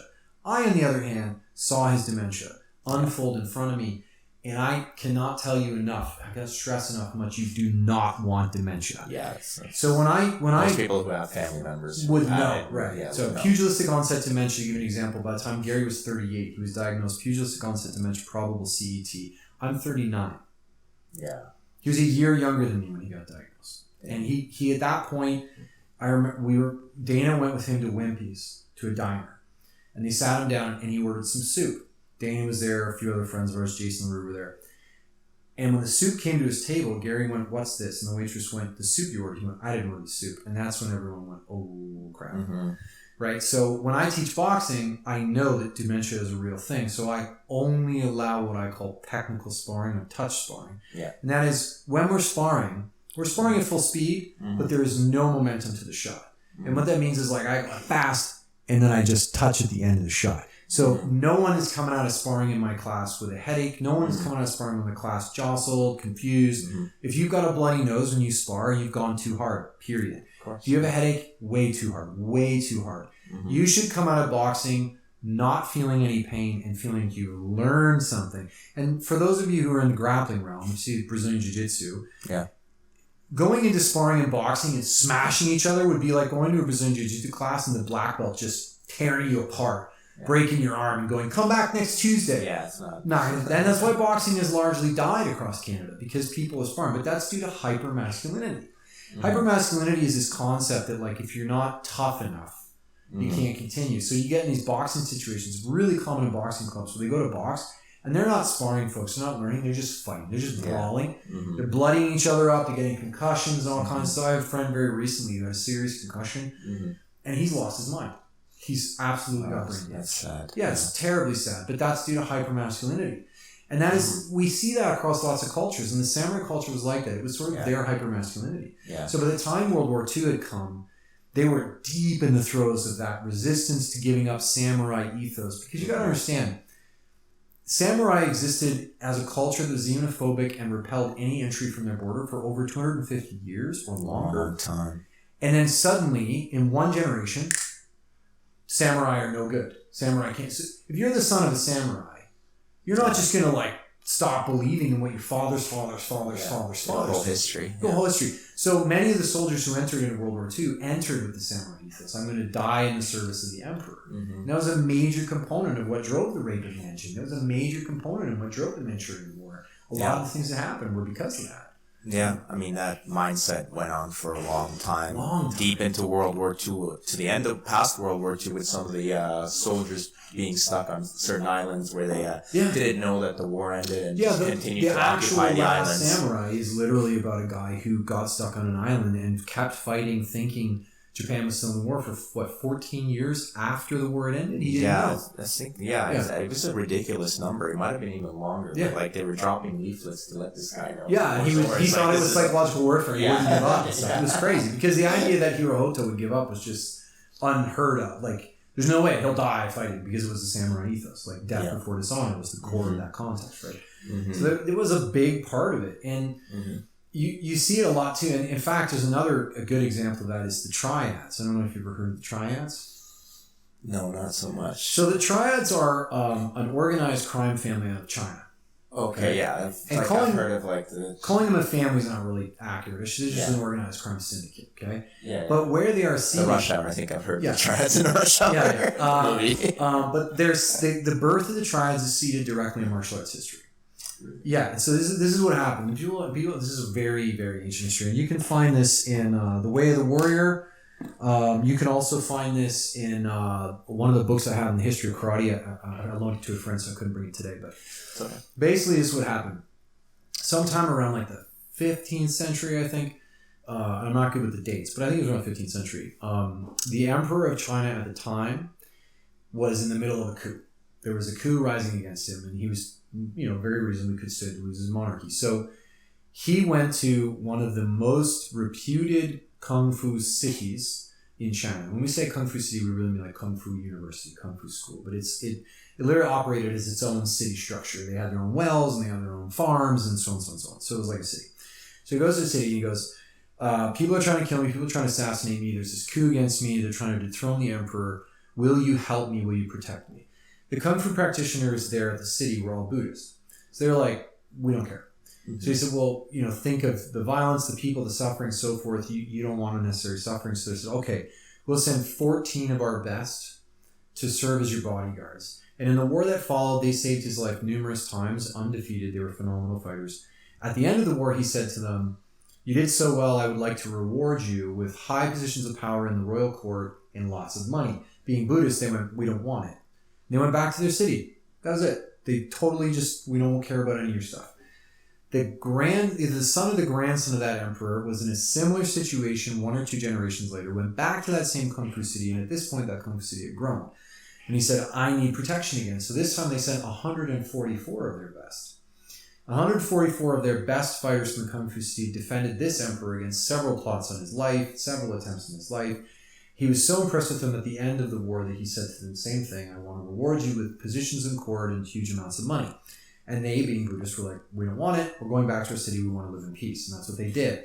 Well, several other members of the court of that emperor basically got into his ear and said they refused that position in court and that money because they're allied with your enemies. And if you don't act now while they're not expecting it, if you don't go ahead and take them out now, they're going to rise against you. And 144 of them managed to defend and repel all these attacks. Think of what the entire city could do. So they managed to convince this emperor, who was so fearful of it, that he attacked them without provocation, without warning, and slaughtered everyone in the city. Damn. All of them died after saving the man's life, except for 6. Those 6 were divided. 3 of those 6 felt strongly that they should put down their arms, that the entire problem had been violence from the start, and that they wanted to move on with their life. And they actually ended up joining the Peking Opera, which is a very famous original source of artistic theatrical performance in China. And that is largely one of the reasons why we then later and now currently see choreographed depictions of combat in stage and film and television. It was birthed with these fighters joining the Peking Opera who were capable of occupying theatrical roles of the fighter, the mythical fighter, and being able to do flips and stuff on stage. Performing really acrobatically. Acrobatically, that's right. The other 3 members of the 6 survivors were furious. They were disgusted with their 3 brethren for joining the opera. They were on the vengeance They side. felt it was dishonorable, and they went on a tear for vengeance, but there were only 3 of them, which is the Triad. And the 3 Triad made an oath then and there that no matter how long it took, that they would use any means necessary. They would sell women, sell drugs, do anything. Crime didn't matter. Whatever it took to take down the Emperor of China, which resulted 400 years later in the Boxers' Rebellion of 1901, where they did depose the Emperor of China. Wow. So the Triad still exists as an after effect because once the Emperor was deposed, the British stepped in. And after the British stepped in, the Communist Party took hold. And they still believe the Communist Party to be basically the Emperor, and they're still working to dethrone the Communist Party. And so the Triad exists as a criminal organization, hell-bent on that. And it was birthed from these original Buddhist monks who took the wrong path. Wow. And in Kung Fu, in China, as we saw it, my coach often talked about this, there's believed to be 2 essential paths. And one essential path is the path of the open hand, which is what is symbolic of soft forms of Kung Fu like grappling, which ironically, even though it's called open hand, is considered to be the deadlier of the 2 paths because it's much more injurious to break bones, dislocate joints, strangle people to death. But it's perceived peaceful because those 3 soft form members chose the Peking Opera. So the open hand is sort of like the good guys, the peaceful guys, the pacifists. And this concept was ripped off very famously later by guys like what's his name, George Lucas for Star Wars and stuff. And then you have the Sith is the closed fist. The closed fist, when you see the symbol of the hardened fist, is referring to the Triad. It's referring to the ideology that we learn the arts that we may punish those who are criminal and punish injustice by any means necessary. And in so doing, like the Triad, you become the hatred that you seek to vent upon your enemy. And so the closed fist is viewed as like a striking or a hard form. And in the West, we perceive it as like, oh, the fist just means striking, the hand just means wrestling. But it's actually synonymous with this very real history of the Triad being formed. And that was, used by Lucas for the Sith and the Jedi. And it's been used in a lot of video games and counterculture, subculture. They don't know that, but that's originally where it was from. And so in the martial arts world, there's a little bit of connection, I guess, just to, Taoism in general. Exactly. Which was a very formal concept of Japanese religion and culture for a long time, along with Confucianism, forms of Buddhism, etc. And to this day, in the martial arts, and I've seen this happen to people who don't even know the history. I've seen people say like, oh, you know, he's really close-fisted or he's really open-handed. And I'm like, do you know the history? And they're like, no, I just, you know, think that's like an apt way of describing him. And I'm like, it's crazy because the ethos just penetrates the psychology, penetrates the culture, and continues through it. You pick it up, you don't even realize you picked it up. But that is really where it comes from. It's a major component of that history there, right? And we see it play out again and again where a fighter takes a path of vengeance, which is close fist, or a fighter takes a path of pacifism, which is open hand. Pacifists are usually depicted as the good guys, and closed fists usually depicted as the bad guys. But there's really no good and bad. It's just preferred methodology. Yeah. It's you can't have the good without the bad, right? You can't. Yes, for sure. How do you know what's good if you don't contrast it to the bad, and vice versa? Yeah, absolutely. And the culture that takes on the martial art always then has its own expression of it, and then its own competitive form of it, and that competitive form ultimately becomes the defeat of that art. You know, when Chuck Norris was competing in karate, it was real fighting. He was 76 or something, 2-time Olympic champion. Yeah, People don't know that about him. He was a real fighter. Yeah, he was, and karate was a real deal. But then by the 80s, Chuck Norris has become an actor, and Elvis was practicing karate. Yeah, there's those famous videos on YouTube where Elvis is like high on acid, doing all this like theory and form and stuff. Yeah. Right? And that's where karate... Looking puffy. Oh, yeah. And now it's because competitively, karate had taken on this rule set, which was really interesting. The concept was very hypermasculine in space, which was you can kill a man in one punch. Now, that's technically true. It's possible. I mean, we're just saying you can't kill a man with one bullet shot. Yeah, so but like, it's very unlikely you're gonna. It's typically a wicked accident freak act of God. Yeah, can kill someone with one punch. But Karate-Ka maintained this whole killing with one punch, and a lot of it had to do with, I can't remember the name of the guy off the top of my head, but there's this very famous original Karate-Ka who was so out of his mind that he actually, in a demonstration, would cut the horn of a bull off its head with his hand, chopping it. I can't remember his name. What? Yeah, you can look him up. He was look up like Karate-Ka cutting off bull's horn. I'm sure it'll come up. Oh my god. He was friends with Murahayu Ishiba, who founded Aikido. He was friends with Igoro Kano, who founded Judo. There's all these guys who was kind of like the dozen black belts of that time period of different arts.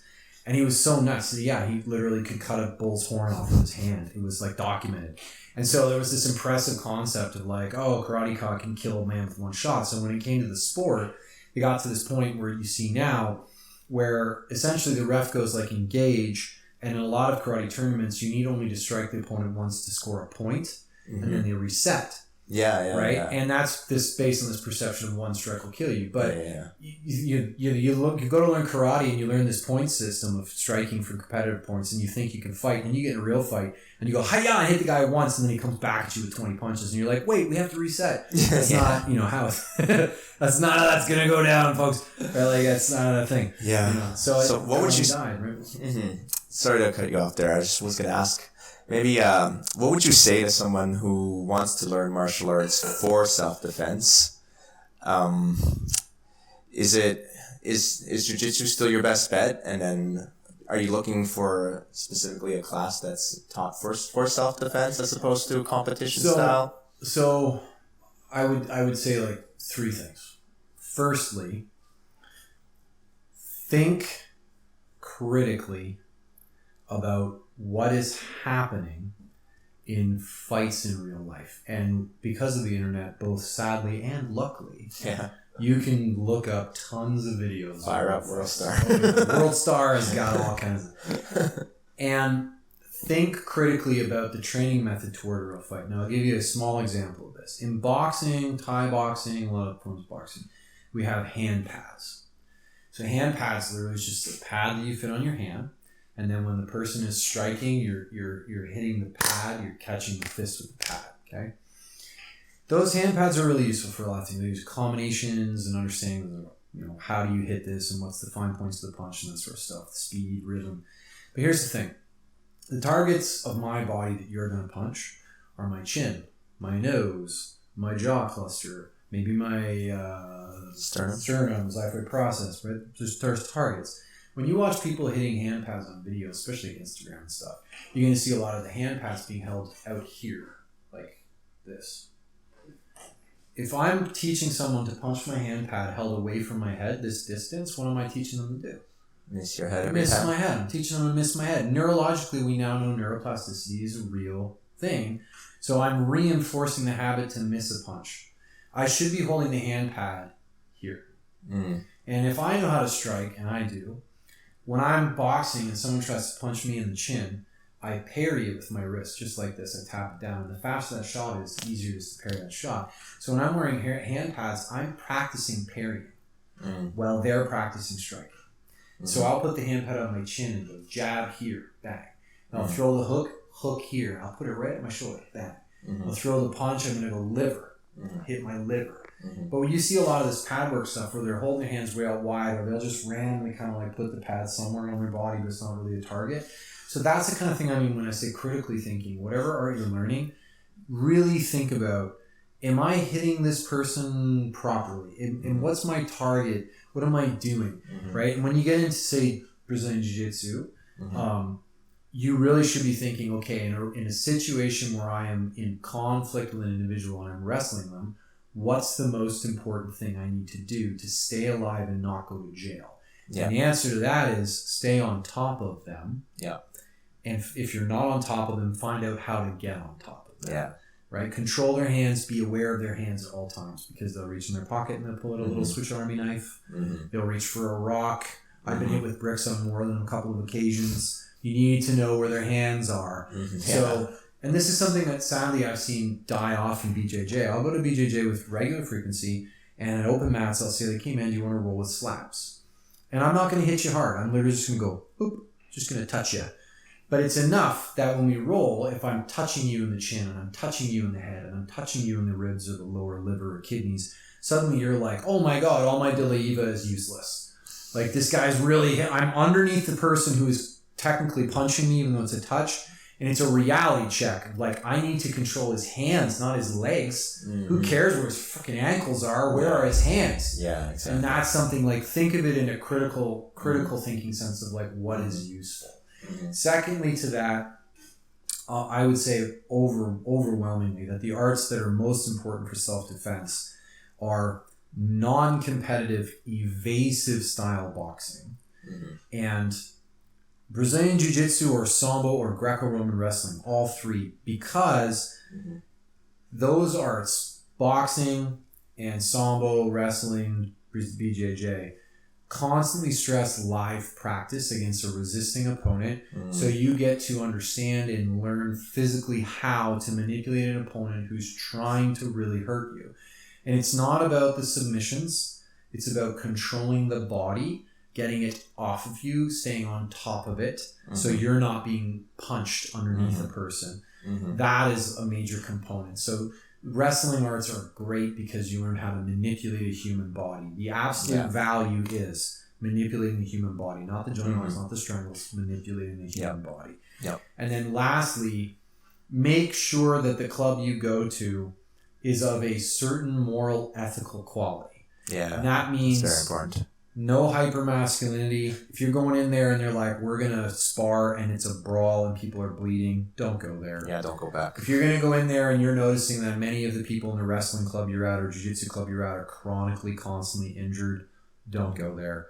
You know, if you're going to go to a club and you notice that there's not a lot of small people, that's probably a sign that most of the wrestling is very muscly and strength related. So that's, and then the coach, like, I'm not going to name names because I don't want to cause a whole controversy, but I've, in the last several weeks, man, I've been floating around at different clubs and stuff, and I'm still a member of Body 4, I'm still at a headquarters, and so it just kind of, now that I got my professor stripe, my black belt, I'm sort of touring friends' clubs and stuff, and I was shocked the amount of guys I know who are black belts, who I really thought decent people, who are dating not one but multiple students at a time, who are romantically pursuing white belts and shit, who are you know selling steroids on the down low to their students, or you know, so you really need to go somewhere where the person running the club is of a certain caliber, and I mean like preferably a parent, who's visibly committed to their children and their family is a great place to start. That doesn't mean they're perfect. Yeah. They can still be shitty people, I know, but that's a good way if we sort of, It's the first thing to look at. It doesn't mean it's the last thing. If they're dating someone and it's likely they didn't meet that person at the class they're teaching, that's a good indicator. They're probably doing all right. You don't find any like baggies or weird containers for chemicals in the change room. I was in a gym literally just on Friday and I was getting changed and there was a Coke bag on the floor and I was like, well, I'm not coming here anymore. Jesus Christ. Okay. Yeah, because there's a lot of mixed up people, but you got to find a club that has a good atmosphere, a good group. Yeah. And hopefully a group of people that are friendly. Like we met, rolling when I was instructing. And the atmosphere is such that you can have a person over and be a friend and trust that they can come to your house and they're not going to steal shit or whatever. Yeah. I got a good sense from you. Yeah, that's an important thing.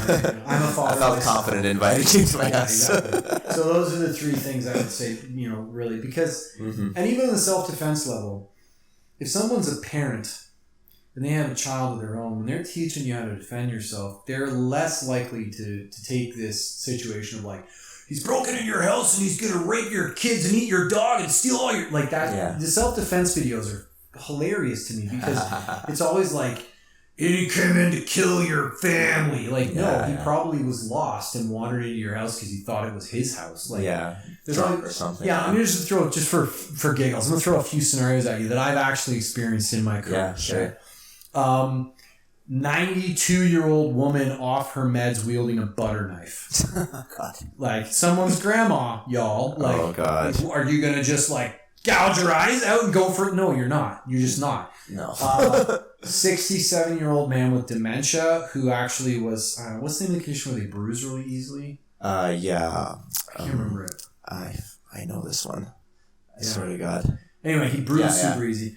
And he, in his dementia and his craziness, this old French guy pulled an 8-year-old Somalian kid out of a tree, and the whole courtyard of the Somalian residents came out and they were like, what the? Like, let go of that kid. Yeah. I came out as the guard responding and was like, I'm going to arrest you now for your own protection so this mob doesn't murder you. Yeah. And he tried to fight me. Yeah. So I had to wrestle a dude, try not to bruise him, try not to hurt him. God. He's 67. Yeah. I once had a person steal laxatives because they were so effered up from meth. From shoppers. Yeah, from shoppers. And by the time we had chased this person across the street for stealing laxatives, they had a heart attack and almost died just running across the road because they were so emaciated. Don't need to laugh, but yeah. Yeah, or you're at your family reunion. My family's honky, y'all. And someone gets real drunk and tries to pick a fight with your aunt. Are you going to break their arm or gouge out their eye? No, self-defense scenarios are never what you think they are, and they play out on these stupid videos and TV and stuff. There's all kinds of whacked out situations. Anything can happen. Oh man, dude, I was at a club downtown. I got asked to do a consultation for the security operation of this club to find out how they could improve it. The answer of how they could improve it was in every way possible. That's the worst I've ever seen. So I'm down in the fashion district, and I'm just there as a consultant, and this fight breaks out between two women. And I'm literally assessing the security team. And I'm watching, and the security team go, hang on, we can't approach because we're men. Only women can deal with women. So they're standing there watching these two women who've got fistfuls of each other's hair, smashing each other off of a marble sink. Like they're going to die. Like for real. Like they're going to lose an eye or something. Yeah. So I just go, I can't, literally there's a Samaritan's law. I can't just stand here and watch this happen. So I walk up, these women are both like 90 pounds. Yeah. And they're drunk. Yeah. I mean, right? Yeah. So I separate the two of them, and the guards see me do it. They come over to me knowing I'm consulting. And they're like, what are you doing? That's assault. I'm like, no, it's not. Yeah. It's me letting these two murder one another. We live in such a weird time. Oh, dude. It's like any physical contact with somebody could be perceived as right? So it's the worst thing that you could possibly do. Yeah, I separate them. I go, you take this one. Yeah. I'll take this one. This is the club that was the top of 4 flights of stairs. So I take my holding by the shoulders, steering her. Yeah. And I go down 1 flight of stairs, and then I hear, hey! And I look up, and the head of the security team comes running down after me with a female in tow, who's a security guard. And he goes, what you're doing is sexual assault. I'm like, I'm holding a woman by the shoulders who's trying to kill me. What are you talking about? Here, you take her. Then I don't care. Just, sure. And as he turns to take her, he goes, I'm not touching her, and lets go completely. She turns around, and she had like a like a 7-inch stiletto heel, and she lunged at me with it, went right through my pants, and took a chunk out of my thigh, and I literally almost lost my testicle. The scar is right beside my testicle. I could have died. From a 90-pound woman with stiletto heels. Or worse. Yeah. Now the girl cuts me. Too. Literally, the girl cuts me, and I'm like, I'm not sure if my nuts are still there. Yeah. How am I going to react to that? I'm going to drop kick a 90-pound girl? Like that's not. So self-defense is very much about handling a person who's out of their mind, and a lot of the time that person's not healthy, not large, they're elderly, they're unfit, or they have a major mental health problem. I once arrested a guy. And then it's like, it's finding your own mental situation to not overreact. I once arrested a guy who stole 3 bricks of cheddar cheese from a Shoppers Drug Mart because he was homeless and desperate and hungry. And when I pursued him out into the street, we got into the parking lot, and it was in the middle of February, but the weather was not quite frozen, so the water was freezing and slushy, but not totally iced over. And he turned on me and pulled a knife. So I wrestled the knife out of his hand, and in the process ended up rolling around in this bloody puddle. Well, the cheese is flying around everywhere, and I kid you not, folks, at least 20 people are just standing there watching this guy try to stab me with phones out recording, accusing me of excessive force. Right? And I literally managed to get this guy in handcuffs while I'm screaming the whole time. Someone called the cops. Like, this guy's trying to kill me. I get him in handcuffs. I get him inside, and the cops responded immediately. Mostly because he tried to stab me, I hope. But probably also because he had actually stabbed 2 Toronto police officers 3 days before, and he was out for like a severe warrant. Right? So they showed up and they responded. Yeah. And the guy was so emaciated and stuff that the cop told me afterwards, if I had have actually even broken his arm, even with the pocket knife, because the pocket knife he was carrying was like a flip out and was like a 2-inch long blade. If I had broken his arm, it would have been excessive force. That blade couldn't be reasonably used to kill me unless he cut me in the throat. It's this whole weird thing. And another example, I'm sorry I have so many of these. No, it's okay. Give me one more example, and then I want to ask you how this impacts you mentally. I once had I was working at a site that had a daycare on site in the bottom of a building, in a community that was largely impoverished and needy, and many of them were actually refugees from the Civil War in a foreign nation, right? So I was there acting as sort of like a liaison, and we were constantly in contact with the RCMP.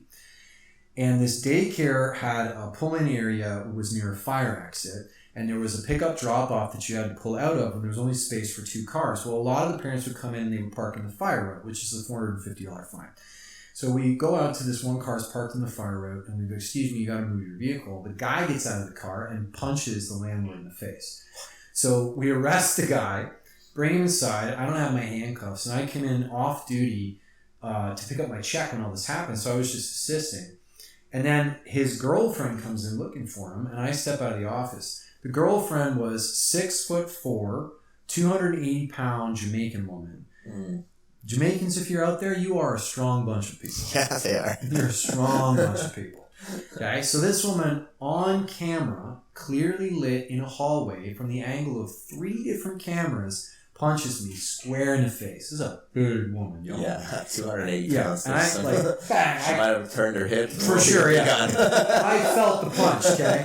And I was like, don't do that. She hits me a second time, and I went, if you do that again, I'm going to arrest you. She hits me a third time, so I push her into a wall. I use a hip wheel throw to bring her to the ground with extreme control. This girl was not injured by this throw at all. Then I use a scar fold, which is basically like a headlock for those of you who don't know what I'm talking about. Yeah. And she bites me. I didn't have my bulletproof vest on, so she bit into my skin and left a big scar that took like 2 years to go away. Cops documented it because biting somebody, for those of you who don't know, is automatically aggravated assault because you could have HIV, you could have tuberculosis, you could have bloodborne pathogens. Rabies, right? So this girl bites me. I had to peel her mouth off me while calling for my partner to assist and bring his extra pair of handcuffs. Put her in handcuffs without harming her, despite being punched 3 times and bitten. Photograph documented by the Toronto police that responded. It goes to court. They watch the camera footage, this woman punching me, and say that I used excessive force bringing her to the ground with a hip throw. And release her without charges. What? Yeah. This is the reality you encounter. No one in self-defense videos you see on the internet talk about the reality of your court systems and how they work. And listen, this isn't etched in stone for everyone. If you're a 90 to 120 pound female watching this, you can do whatever you want. Yeah. If you attack if you're attacked by someone my size and you break my arms, you'll probably not get a severe penalty for that. Maybe you'll get community The world is services. unfair, I guess. Right. but- Well, it's fair. If she's 100 pounds, she has to do more than... If I'm 195 pounds, 6'2" man, Yeah. and I'm dealing with a 90-pound woman, any reasonable person, you did not have to punch that lady, right? Like, it's fair within reason. Where it gets really crappy is with the sex assault issue, because you have to prove you were raped, which means you got raped, which means you didn't defend yourself. It's just a terrible system that way, right? But it's not fair because, I mean, you're treated differently, but you're also just physically different, so it kind of evens out. Yeah. But you have, like, it's extreme control. So your focus should be with boxing, not how hard you punch or how you knock someone out, but how you can evade and move and counteract and escape. That's your most important stress in boxing, which in prize fighting boxing is not at all the focus. The focus is hurt the opponent, put on a show, make them bleed, knock them out. That's the antithesis of self-defense for striking. And then wrestling of any form, BJJ, grappling, whatever, is good because you learn how to get a person off you and hold them and get to help. That's where you really want to focus. Those are the arts you want to really like try to get into. Yeah. And to answer your question about how it affected my mental state, it drove me insane. I ended up with complicated PTSD, man. Yeah. That was not easy. It sucked.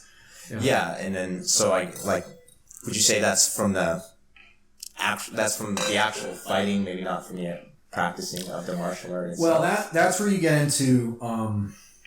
We've had massive breakthroughs in mental health understanding in the last 15 years, really, and it is a deep and profound tragedy that Ontario's healthcare and our governments of Ontario, whether it is conservative, liberal, or anything in between, have utterly and completely, in every absolute possible definition, failed the members of our community, period, including me. And here's my experience of PTSD, okay? Sure. I grew up in the most horrifically brutalized and violent environment that you can possibly imagine. I don't want to upset anyone, so I'm going to give everyone listening and watching this a trigger warning.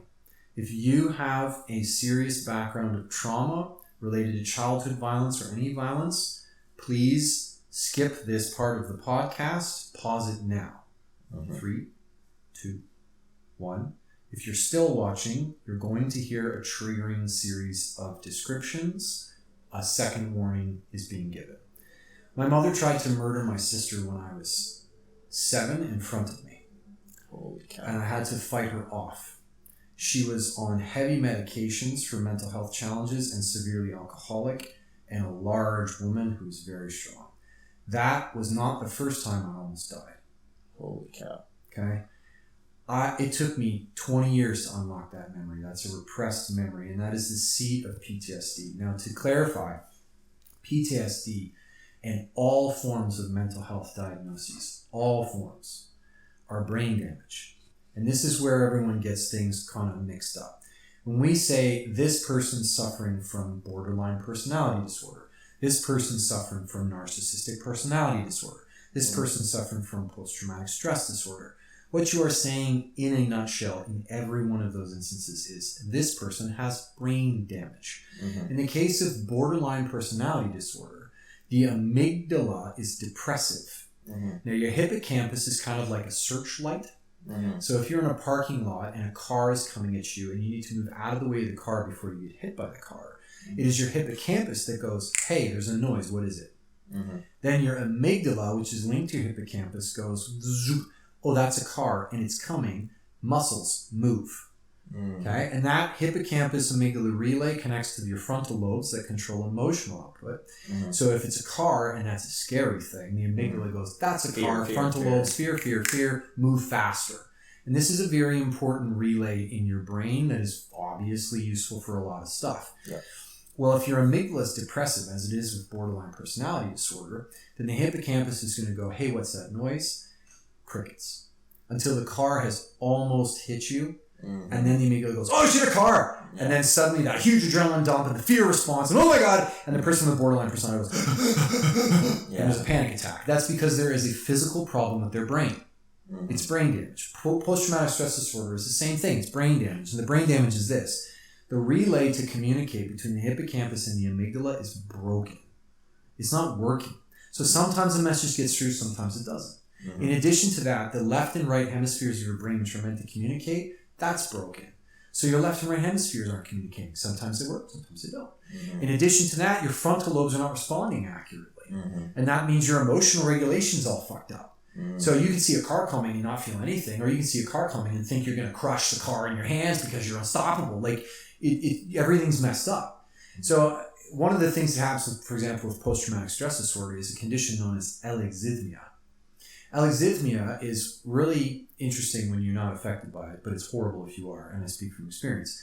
Basically what the issue is when my mom was attempting to murder my sister and then tried to murder me, I was left with a very specific question and a very specific answer. Do you want to live? Yes. Well, if you're so frightened that you freeze, you're going to die. Yeah, in that situation. If you're frightened and you run, your sister's going to die. So the only answer to the equation to both save your sister and yourself is don't be afraid. Yeah. Your brain is a phenomenal thing. You know what it can do? It can turn off your fear. Yeah. But to turn off your fear, it has to turn off the emotional centers of your body and your brain. And once it turns them off, you can't turn them back on. There's a specific way to turn it back on, which Vanderkolk covers in a very, very important book. If anyone out there has PTSD, you have to read The Body Keeps the Score by Dr. Bessel van der Kolk. Preface that with understanding neuroplasticity, the brain heals itself, the healing brain. There are a number of books on neuroplasticity. Then read Bessel van der Kolk's The Body Keeps the Score. He shows in documented brain scans, and he was the first doctor to do fMRI and MRI brain scans on people in the middle of traumatic flashbacks with PTSD to show exactly what was happening in the brain at the time, showing the frontal lobe shutting down, showing the amygdala hippocampus interruption, understanding the brain damage. Wow. So once that emotional regulation gets turned off and you have what's called alexithmia, what that means is you're not feeling shit. So literally a question that you can use to diagnose alexithmia, a lot of doctors do, is they'll say to a person, I want you to imagine that an 18-wheeler is bearing down on you. You literally turn around and a truck is about to hit you. It's right there. How do you feel? Scared. That means your emotional response is working. Do you know what you would say? And every patient typically says in one manner or another if that's not working. They say, I'd get out of the way. Oh. They don't register the emotion of that situation. They instead register the action required. That's a strong indicator of alexithmia or even autism. Yeah. Okay, there are other factors, but alexithmia is a big one. So if that emotional center is shut down for survival purposes and you can't fire it back up, imagine what happens with every interpersonal relationship in your life, all your romances, your familial contacts, co-workers. How do you navigate situations where you are experiencing no empathy, no sympathy because you don't feel the emotional systems, right? Yeah, I imagine that's an impossible task. Yeah, like that's from the brain damage. And more to that event, I was 37 years old when I learned for the first time that you feel emotions in your body. This is a foreign concept, and if you're listening to this and you go, what do you mean you feel emotions in your body? Go see a trained professional in therapy for PTSD, which you will not be able to find. I'll get to that in a second, unless you go to the States maybe, or go private. But basically what I'm saying is, if you feel fear, it's not just fear as a mental concept. You feel fear as a tingling in your chest. Yeah, if you feel guilt, it's a pressure in your abdomen for some people. It's nausea for certain people. But there is actually a physical feeling associated with every emotion you feel. And that's because there are actually three thinking centers of your body. Your brain, your vagus nerve, and your stomach are thinking centers that are all responding to one another in decision making. And when you get alexithmia, the emotional cortex is shut down, so the vagus nerve is still registering emotions and giving you the physical sensations, but you're not tying them to emotional states. So literally, when I first got diagnosed, I went to the doctor, I went to the hospital to emerge thinking I was having a heart attack because I had pain in my chest. It's actually because in my brain damage, my frontal lobes are no longer registering the feeling. What was happening was I had just recently been horrifically betrayed by a large group of people, and I was suffering from devastating sadness and grief. but I no longer felt sadness or grief. So instead I felt pain in my chest as an injury, and I couldn't tell how I'd hurt myself and assumed it was a heart attack. Wow. That's what happens. So you have to learn how to reconnect your brain to the emotional thinking center.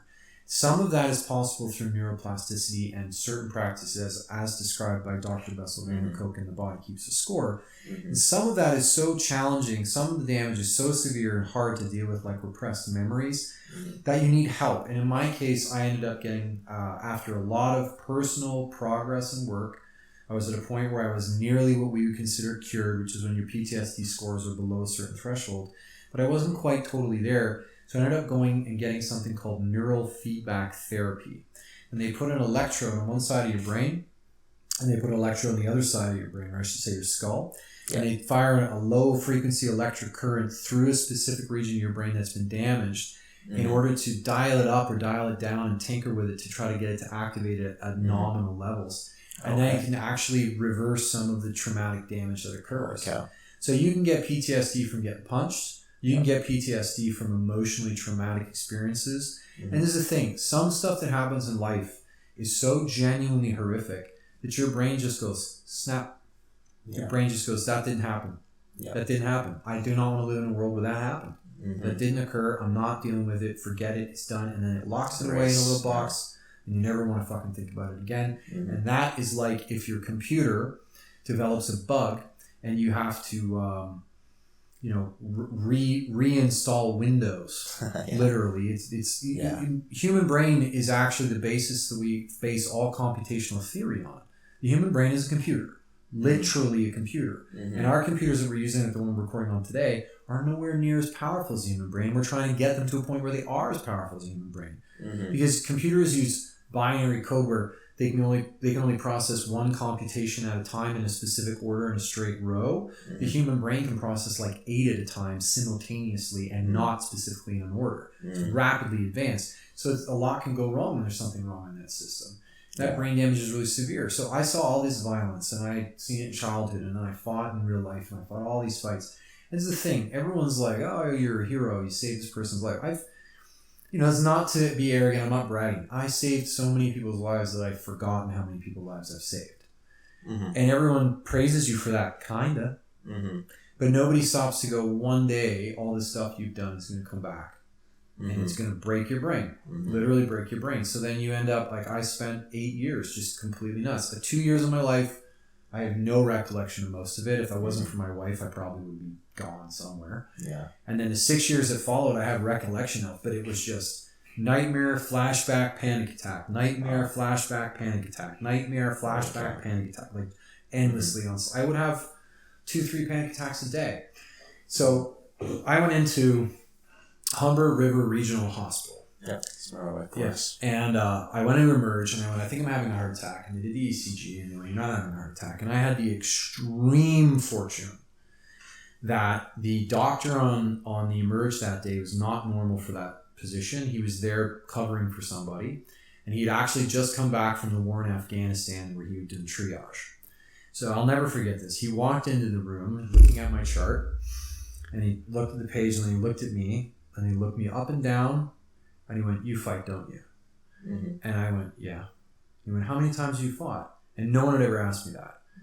I never thought about it. It was like fighting was life for me, right? So I was like, and I thought about it, and I'm like, well, I've got a couple hundred arrests with this police service, a couple hundred arrests with that police service, and for every arrest, probably 4 or 5 fights. It's like, I don't know, like 2,000-3,000. He was like, yeah, you've got PTSD. Okay. For sure. And he literally, I've seen it so many times because he worked with soldiers, right? So he went, it's going to get worse before it gets better. You absolutely have to get help. Promise me that you will come back to the mental ward tomorrow. I'm going to have an appointment for you. You have to come back. We have to assess to see if you're a threat to the public. When you say you fight, what do you do? I'm a bodyguard and this thing. Yeah, are you trained? I went, yeah, boxing, Brazilian Jiu-Jitsu, judo, whatever. You absolutely have to come be assessed. Please promise me you'll be assessed. I don't want to hear about you in the paper a week from now. And I went, okay. Wow. So I went back to the Humber Regional Mental Ward, right? He was a really great doctor for sure. And I saw the head, or at least this guy told me he was the head of the Humber River Regional Mental Ward. And he brought me to his office, sat me down and said, okay, there are no doctors employed within OHIP qualified to treat PTSD. Whoa. There are no doctors employed within OHIP qualified to treat PTSD. How long ago was this? This was 9 years ago now. Okay? Okay. Then he said to me, I can give you a prescription for, it was like diazepam or something. Okay. And folks, yeah. So it's a downer. I've never drank alcohol in my life to this day. And I've never done drugs. And I only started You using... worked at a bar. Hold on a second. I never drank alcohol in my life because alcohol is the reason my mom was the way she was. The reason my dad was the way he is. So I never touched the shit. And I cannot stress this enough, ladies and gentlemen. If it's at all in your constitution to do so, don't touch alcohol. That's another subject for another day. Anyway, it is. So it's true. Yeah. So he said, I can give this prescription, and I went, I've never done anything. Isn't that kind of a hard jump? Like he was like, well, it's that or panic attacks. And I've been a fighter my whole life, and this is the one distinct edge I had. I've been fighting since I was a kid, literally before I even learned martial arts. Mm-hmm.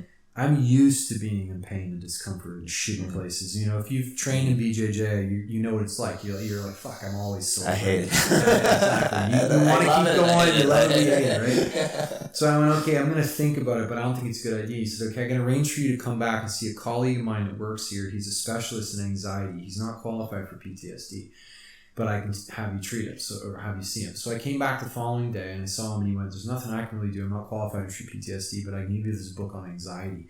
And I walked out of there with a prescription for diazepam and a book on anxiety. And I just went, a doctor who just told me that he had no idea how to treat me gave me a crazy powerful psychoactive substance and a book totally unrelated to what I have. Yeah. And that is the experience of mental health treatment in Ontario. Yeah. That's what you're dealing with. 80+% of people with PTSD kill themselves. The highest cause of death of men in Canada from 18 to 25 years of age, according to census, is suicide. More than cancer, more than heart disease, more than obesity and its related illnesses, more than traffic accidents, more than work accidents, suicide is the number one cause of death of our healthiest demographic of males. Yeah, 18 to 25. That's nice. Okay? Call Cam H. I did. Just last year, I called Cam H. when I was looking into neurofeedback therapy. I called Cam H. Library and said, do you have any materials on neuroplasticity and neurofeedback therapy so I can read them to decide if I want to go through this therapy?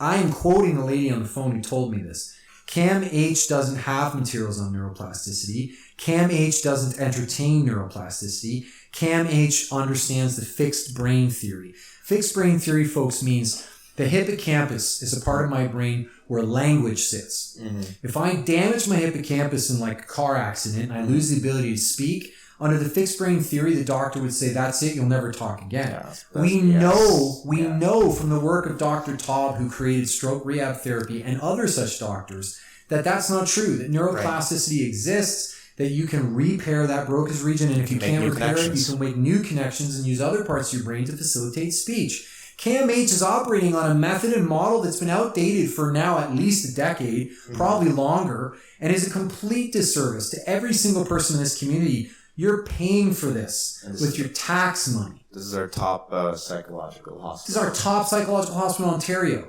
It's just handing out prescriptions for pharmacological agents that are doing way more damage than good. And folks, if antidepressants work, depression would be gone. Yeah. But antidepressants, since they started being prescribed in the 60s, depression's gone up fourfold since the 60s. Yeah. Right? Now, I'm not knocking it. If you're on antidepressants and it's working for you, listen, you manage however you can. But I am saying that it's not going to cure you. It's just going to manage you. Yeah. And this is the thing. We know these things are brain damage. We know depression is a result of inflammation in the brain. We're on a good track. We have brain scans for these conditions that are showing where these damage seats. But how are you going to fix that if you're entertaining this fixed brain model? And how are you going to fix that when you've got no doctors qualified to treat conditions that affect every cop, every fireman, every bodyguard, every security guard, every abused child that you've ever seen? Like, post-traumatic stress disorder is way more common than you think. It's just most people don't realize they have it because it doesn't get bad enough that they go out of their mind the way I did, right? But it's a reality. So I had to literally learn, and only because two things. No, three. I've been a fighter my whole life. That was a major edge for me. Yeah. Two, I've never used a substance. So when I started losing my shit, I didn't go booze, which is what any person who drinks would do to calm that. You have a crutch to fall back on. For sure. And that's so common. If you're suffering from that, man, all the sympathy to you. I was just fortunate enough that I never touched the stuff, so it never occurred to me to try it. That's the only thing that happened. And then because I was... So lucky. Yeah, so lucky. That was strict luck. And then lastly, I'm Asperger's style autistic. I didn't know it at the time. I actually got diagnosed with Asperger's autism when I was 33 during my therapy for PTSD with a private therapist. Mm-hmm. She diagnosed me after seeing me for a year and a half. She finally put it together. But basically, for those of you who don't know what that is, Asperger's style autism means I have an exceptionally high IQ. My IQ when I was 5 was measured at like 165 points. I can read and understand phenomenal amounts of material. So in the 8 years that has lapsed since I was diagnosed and before I cured myself, I just ingested just PhD level material on neuroplasticity, psychology, brain damage, constant, what is consciousness, computation, and then found like Van der Kolk's theory on trauma. He's the head of the Boston Trauma Center. He's the world's foremost leading expert on trauma. And that material is how I had to cure myself. Literally, I had to cure myself. And if it wasn't for figuring out that neurofeedback therapy exists and there's only one clinic in Toronto that does it genuinely, and this is a warning if you're listening to this, several clinics in Toronto offering neurofeedback therapy are fraudulent, blatantly fraudulent. Really? Yeah, there's only one clinic doing it legitimately. That therapy is one of several types of therapy recommended by Van der Kolk as a potential avenue. And he does actually recommend martial arts as the first step to reestablishing emotional brain-body connection. Yeah, so he has, for people who can't do like kickboxing or grappling, he trains massage therapists in trauma-informed methods of massage therapy. And what that looks like is if I'm massaging your foot and I'm trying to teach you how to recognize the difference between physical pressure and emotional feelings in your body, I might like rub your foot and go, how does that feel? Tell me what that feeling is. Describe it. Is it pressure? Is it pleasant? Is it not? And when they start describing it, I say, okay, now if that was an emotion, what would that emotion be called? Mm-hmm. And you start to teach them that. And they get trained very specifically by him from the trauma center for that. Barring that, there is, if you get into kickboxing, martial arts, any kind of contact thing, you start to be forced to learn to understand the difference between body pressure and something else. Mm-hmm. But that's only step one. Yeah. You have to take that and then you have to start connecting that. And I'm going to finish the podcast with something I'm doing about that later. But then from there, you move on to trying to unseat repressed memories that were the source of the PTSD. And that, for me, folks, that took like 4.5, 5 years. And it was not necessarily a conscious effort. I knew it had to happen, but I didn't know how it would happen. I used internal family systems therapy to identify some of the repressed components. And then I guess I just got far enough along that one day in the spring during COVID, during the lockdown, I started smelling mold in my house. And my house doesn't have mold. And it was driving me nuts. Like I was literally going nuts. I was like freaking out, crying at my wife. Like, I smell mold. And I went everywhere. And I went down to our storage cellar, which we don't even use. And a friend of ours had left a mattress and they were wrapped in plastic. Well, the plastic got a hole and then it got moldy in the mattress. And I was smelling the mold in a mattress, in plastic, in the cold room, in the basement, separate from our apartment. That's how sensitive I was to mold. And when I discovered it and threw it out of the house, the smell of the mold triggered the flashback. And that's when I remembered my mother actually trying to murder my sister, because that house was riddled with mold and was actually condemned after we moved out. We were so poor, we couldn't live in places that were the rent was reasonable. Yeah. So we lived in this mold-infested shithole at the time because it was so cheap. And it brought back the memory, and that repression unlocked. And then I remembered the narrative. When you read Van der Kolk, he'll talk about restoring the narrative is being able to access the memory from start to finish in a way that cohesively makes sense so that you can process it and let it go and move on, which is why I can now talk about it without having a crazy flashback, right? Yeah. But after I learned that, I still wasn't fully healed. And that's when I looked up the neurofeedback therapy, because I was still having problems with catastrophizing health anxiety. Yeah. I would get a sensation in my body and go, oh shit, it's cancer, I'm going to die. Yeah. But really it was an emotion and I wasn't quite, identifying it. I feel like I do that now. Yeah, it's a common thing. Yeah, catastrophizing health anxiety, when your anxiety's high, man, that's a reality. Like, these things exist. Take care of yourself. Try to mitigate it. Anyway, when I went to neurofeedback therapy, the first 2 clinics I went to were just blatantly fraudulent. I went in And here's how you tell if they're fraudulent. If you're listening to this, this is how you tell. If you go in a neurofeedback therapy clinic, you're dealing with what should be a licensed practicing clinical mental health specialist who's going to do therapy for you. Neurofeedback therapy is just one method of therapy. There's, internal family systems, there's staging, there's all kinds of different stuff that you can do. So because of that, this therapist that you're seeing should only be charging you what a therapist charges you, which is a normal rate of about $125 to $175 per hour, usually $150 an hour is the general, okay? That's how you know. If you go into the clinic and you go, I want neurofeedback therapy, how much is it? And their answer is $150 an hour, period. They're probably legitimate. I don't know for sure, but they're probably legitimate. Mm. The clinics I went to that were fraudulent, I went in and I went, I want neurofeedback therapy. And again, I'd read a lot by this point, right? Mm-hmm. And they were like, oh, okay, well, the intake to get your patient history is $250. Then they have to fit you for a helmet, which you don't even use a helmet for neurofeedback therapy, but they fit you for a helmet, which is custom to you, for another $300. Oh God! Then they have to do they have to do a first session where they map your brain. Mm. They don't map your brain. When they map your brain for $300, it's all fake. They're just conning you for cash. And the worst part of this is they're conning people who are desperate, broken, hurt, and suffering, brutally suffering. I have broken my neck and learned how to walk again. I've broken my nose 4 times, broken my ankle, my foot in 3 places. My shoulder's broken 5 times, and I've had surgical repair, tore my ACL and walked on it, destroyed with 2 meniscal tears for 6 years before they found it. Folks, I've been knocked out, I've been choked out, I've been in every goddamn horrifying scenario I've been through everything. And I'm telling you, the worst imaginable possible thing to experience is PTSD. It's fucking horrible. Yeah. And they're conning people who have this condition. Yeah. It's brutal. So if you find a clinic that has it and it's legitimate, it should just be, this is the rate I charge for therapy. This is one type of therapy. Period. Yeah, they're just taking advantage of vulnerable people. That's deplorable. Bad. It's terrible. So I did manage to find a legitimate clinic. It was great. I did probably about 6 to 9 weeks, give or take. I'm very bad with time because of my autism, but it was like 6 to 9 weeks that I did it. And my anxiety spiked during it, which is a common thing with like medications and treatments because they're kind of tinkering with things to try to, is this going to help? Is that going to help? So my anxiety was on the rise while I was doing it, and I had a bit of a struggle. And then when the time they finished, I haven't had a nightmare or flashback in episodes since. I haven't had a catastrophic anxiety since. I've actually been sick 3 times since I finished, and I didn't freak out. I just went, oh, I have a bladder infection, and went to the doctor like a normal, healthy guy. So I've, at this point, as near as I can tell, I'm fully recovered. So is it talk therapy or is it specific drills you're doing? No, and you don't want to do talk therapy for PTSD specifically. Do they give you some chemical? What exactly is it? So they hook the electrode up. Oh yeah, you said that. So and there's different positions. So sometimes they'll put the electrodes like here and here to get to like amygdala, here and here to get to hippocampus, here and here for frontal lobe. Like it depends on they do like the brain hemisphere. But the big thing is basically once they tinker with the areas that are typically affected, like in PTSD, it would be frontal lobes, hippocampus, amygdala, and brain hemisphere bridge.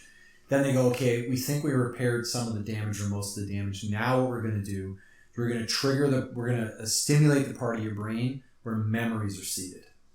And if there's a repression in there, probably going to come out. Okay. And so they kind of like put you in a chair and they cover your eyes with a little face mask that's comfortable, and they put headphones or noise cancelling on with a pleasant sound that you get to choose. Sure. And when you're doing the therapy normally, you can just like watch a TV show because it's just running. So you watch like Netflix. But when they do this thing, they sit in the chair, they put the headphones on, and then the therapist... It's supposed to induce something. Yeah, so the therapist is sitting in the room with you. He's like, I'm right here. When you're ready to process some shit, you can talk to me. So they put me in it, and I was kind of hopeful and excited. Like, I really hope, as much as I'm not going to enjoy the repressed memory, I really fucking hope this happens, right? So I put me in here, and totally sober, no drugs involved. And I remember sitting there, and... the image of the tops of trees with sunshine through them, like when you're laying on the ground looking up through the trees and you see the sun through the leaves, that image started to appear. But it was really weird and foggy, and the sound was off. And it's because I realized I was actually looking at the sunlight through the trees from underwater. And then I was like, wait a minute, I remember this. I was 4 and I fell in a pool and I drowned to unconsciousness, And as I slipped into unconsciousness drowning, that was the last thing I saw. Mm. And I woke up several minutes later, from what I can gather. My father had gotten drunk, because he was always drunk, and left me unattended, and I wandered into a pool and drowned to unconsciousness and was resuscitated by paramedics, and probably was clinically dead for a short period. So it was like the first time I died. And I mean the first time because it happened more than once. Yeah. And I came out of it and I was crying and stuff, and I was just like, I fucking forgot that I almost died at that time.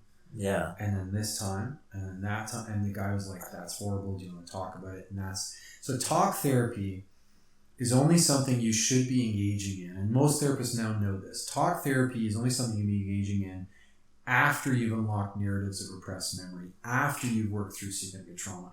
If you're a patient, if you as the patient are still experiencing flashbacks and nightmares, when you go into talk therapy about the things that are causing the flashbacks, you actually just cause yourself to have a flashback. And this was proven when Van der Kolk did scans on the frontal lobes and MRI systems, right?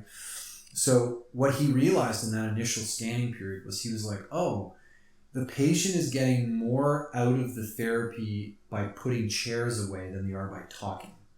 Because when you put the chairs away, you're accessing a different part of your brain that's like medial tasks, which activates parasympathetic nervous system and calms you down. And when you start talking about the trauma, if it's not processed, it fires up all these broken systems, because you have brain damage, that actually further break the damn system, so you're re-traumatizing the patient.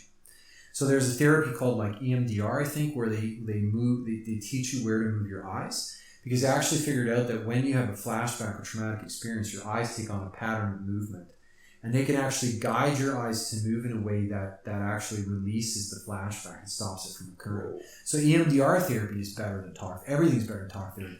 But talk therapy is good once you've unlocked the memory and repaired that brain damage. Then you want talk therapy to run through the narrative of the memory, finish everything off, and come to completion. But that shouldn't be engaged in until a final step. You gotta be ready. You gotta do the work ahead of time. It's big. So because I've been through all this stuff, and I'm inspired, and I want to help people, and there's nothing available unless you have the money for private therapy, and even then it's very restricted. And I know a number of practicing mental health therapists right now as friends. They're great people, but I've still not met a single one who actually knows how to treat PTSD and confidently goes about that.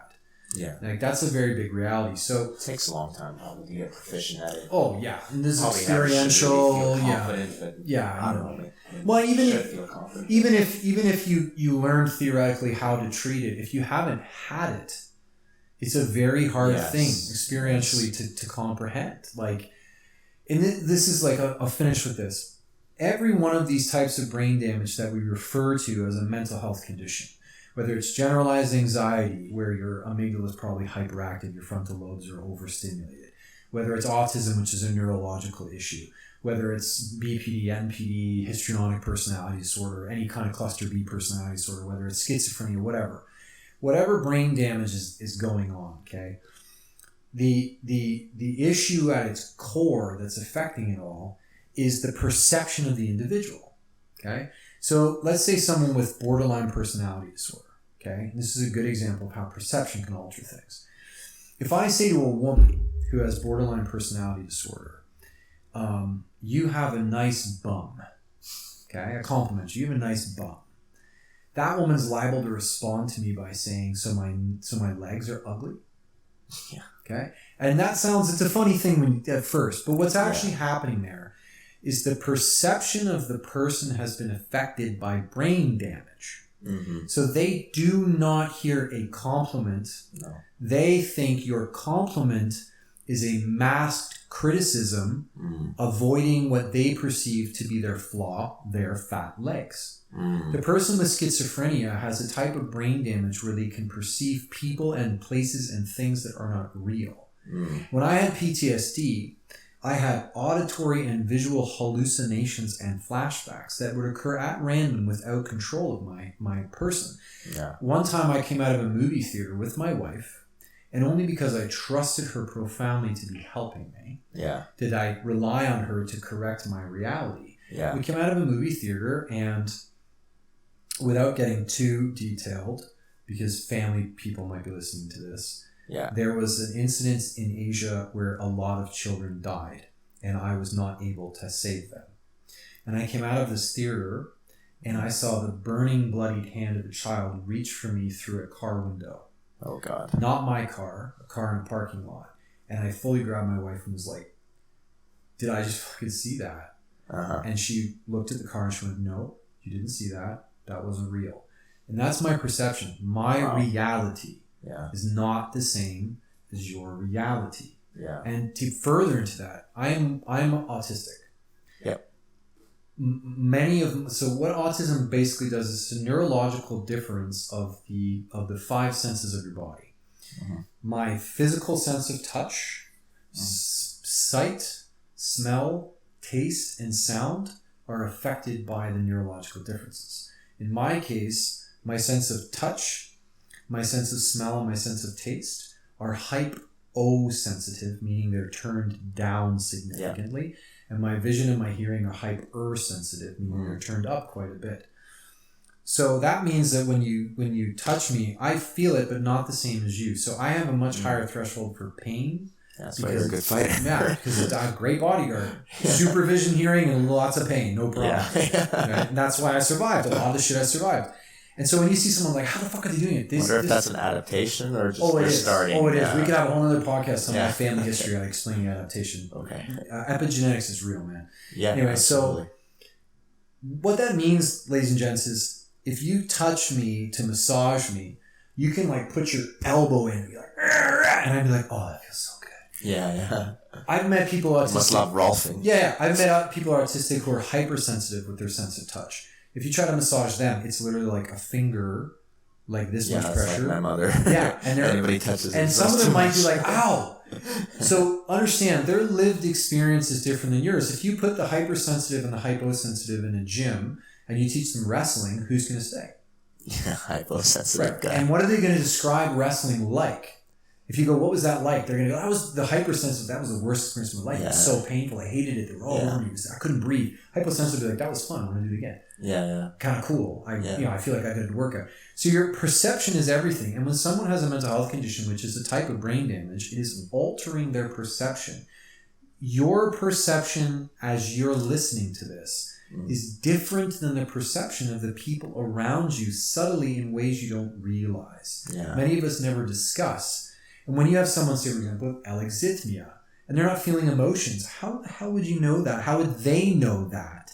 Because their feeling of emotion is a cognitive concept, not a physical feeling. And until you go, hey man, did you feel your fear in your chest? And they go, what? You're not going to know that they're not. So these are things we take for granted and assume is universal, but it isn't. Perception is everything. So when someone has a mental health condition, please try to bear in mind, their reality has been altered by a damage to their brain. You're getting frustrated with somebody. You wouldn't get frustrated with someone who's blind, right? Yeah, you don't get you try not to get frustrated with babies because they're not fully developed. Right? Yeah, they don't have emotional regulation. You can't blame them for it. Yeah, that's a great example. In the case of BPD, typically the area of the brain that is responsible for emotional regulation stops developing between 18 and 24 months. So if you're a 40-year-old woman with BPD, your emotional regulation capabilities are the equivalent of an 18 to 24-year-old month-old baby. Yeah. So to put that in context, if I'm feeding my 18-month-old baby and I drop the spoon, the baby's going to go, it's the end of the world and I'm dying, and why did you? And you pick up the spoon and go like this, and they'll go, oh, that's great, I'm happy again. Exactly. Just like that. So you get a 40-year-old woman who has that regulation, and you go, oh, here's the Coke, oops, and you spill it, and she's like, what the hell, you hate me, rah, rah, rah. And you open another Coke over here, and they go, oh, okay, it's fine. Yeah. And you're like, this lady's crazy. Yeah. No, she has brain damage. There's a depressive component. There's an issue with the brain. Until we figure out how to fix that, she's stuck in that perceptive reality. There's nothing she can do about that. She can alter it reasonably with neuroplasticity. There are cases that are improved, which is why you have a gradient of BPD, stage 1, stage 2, stage 3, stage 4, pathological. You can bring it down from stage 4 to stage 1, but just like my PTSD, I brought it down to very low levels, but I didn't quite get over it until I got neurofeedback therapy to help me over that last hump, right? And we need to figure that type of therapy out for everybody else.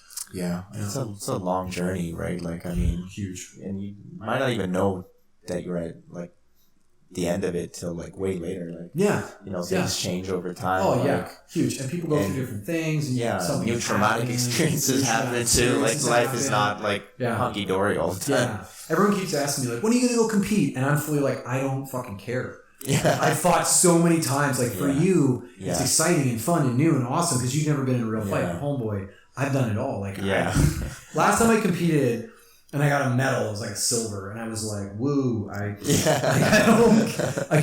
could have taken gold, but I didn't want to break the guy's arm, so I let him have it. When I went to Worlds, my 5th place match, I broke the dude's arm. He was tough as shit. In the video, he just kind of like holds his elbow. I couldn't believe it. He was a tough dude. And then in the 4th place match, I would have either had to yank this kid's arm off of his body or just let him have. So I let him have him. Fuck it. I took 4th. 4th in the world's fine for me. Like, I don't care. Yeah. That's the problem. Anyway, so that's a good place to be, I feel like. I'm going to start at Yorkdale Martial Arts, the headquarters, where you train. On Saturdays at 7 p.m., I'm going to start a trauma-informed style of Brazilian Jiu-Jitsu coaching. Dude, yeah. And so the structure is based on Vanderko's work and based on the things I learned. And it's not specifically that I want to invite just people who have mental health challenges, though you are absolutely welcome, of course. It's more that my concern with martial arts in general is that there's a large and very strong movement towards competition. Yeah. And this happens with every damn art. Mm-hmm. So I would like to see a branch of BJJ develop and evolve that is geared towards self-improvement. And concepts like Stoicism, concepts like Buddhism have a lot for us available now that we understand neuroplasticity. So the structure of the class is going to be, you'll come in and hum a song that is common and easy. And that's because in Vanderko's work, that activates parasympathetic nervous system, shuts down a lot of our nervous system anxiety. With singing, you're doing slow exhalations. That's right. Helps you sense. regulate. Cool. After that, then we do brief instruction of 1, maybe 2 technical breakdowns. Then we will roll for 30, 40 minutes because rolling is super fun and it's active meditation and it helps a lot with mental health and other issues. At the end of that, I'm then going to put on stoic meditations on YouTube or whatever on the overhead and stretch everyone for 15 to 20 minutes while they reflect on stoic meditation. Then turn that off and ask for any one person who cares to do so to pick one of the statements of Stoic meditation that struck them particularly that day. Then dissect it, discuss it for those who wish to stay, and try to create more of a camaraderie and a focus of training towards mental and physical improvement in the original tradition of historical martial arts. And that's what I'm going to aim for. And I've already gotten the permission to do that from Marco Costa and Ram, who own the club. That's awesome. So I'm going to start it this Saturday and then moving that forward every Saturday. And the main reason I'm doing it is, aside from wanting to return to that sort of original martial arts structure of self-improvement, as a dad and a lifetime martial artist who doesn't drink alcohol, I have nothing to fucking do on Saturdays. So if you're like me, and you're super nerdy, and you have a kid or something, and there's not much to do. And right now in the world we live in with the internet tearing everybody up and everybody being on this side or that side, it's hard to find a place where you can just go hang out, make friends, be cool, be chill, enjoy yourself. So I'm going to Yorkdale Martial Arts is that place. That was like my saving place once they finally opened. So I'm going to start doing it on Saturdays. It's going to be my big thing. That's great, man. Yeah, so I'd love to come to that. That you, for sure, of course you can. You and anybody you want to bring, anybody who wants to hear this, it's open to anyone. It doesn't matter what team, whatever. It's going to be $5 as an additional fee for team members, and it's going to be $15 for anybody who's not a body of 4 team member, and that's just because I'm paying them a stipend to use the space, so we need to make sure it's cover costs, cover costs, and that's it. And really, even if you're paying $15. It's 4 times a month, so it's $60. That's nothing.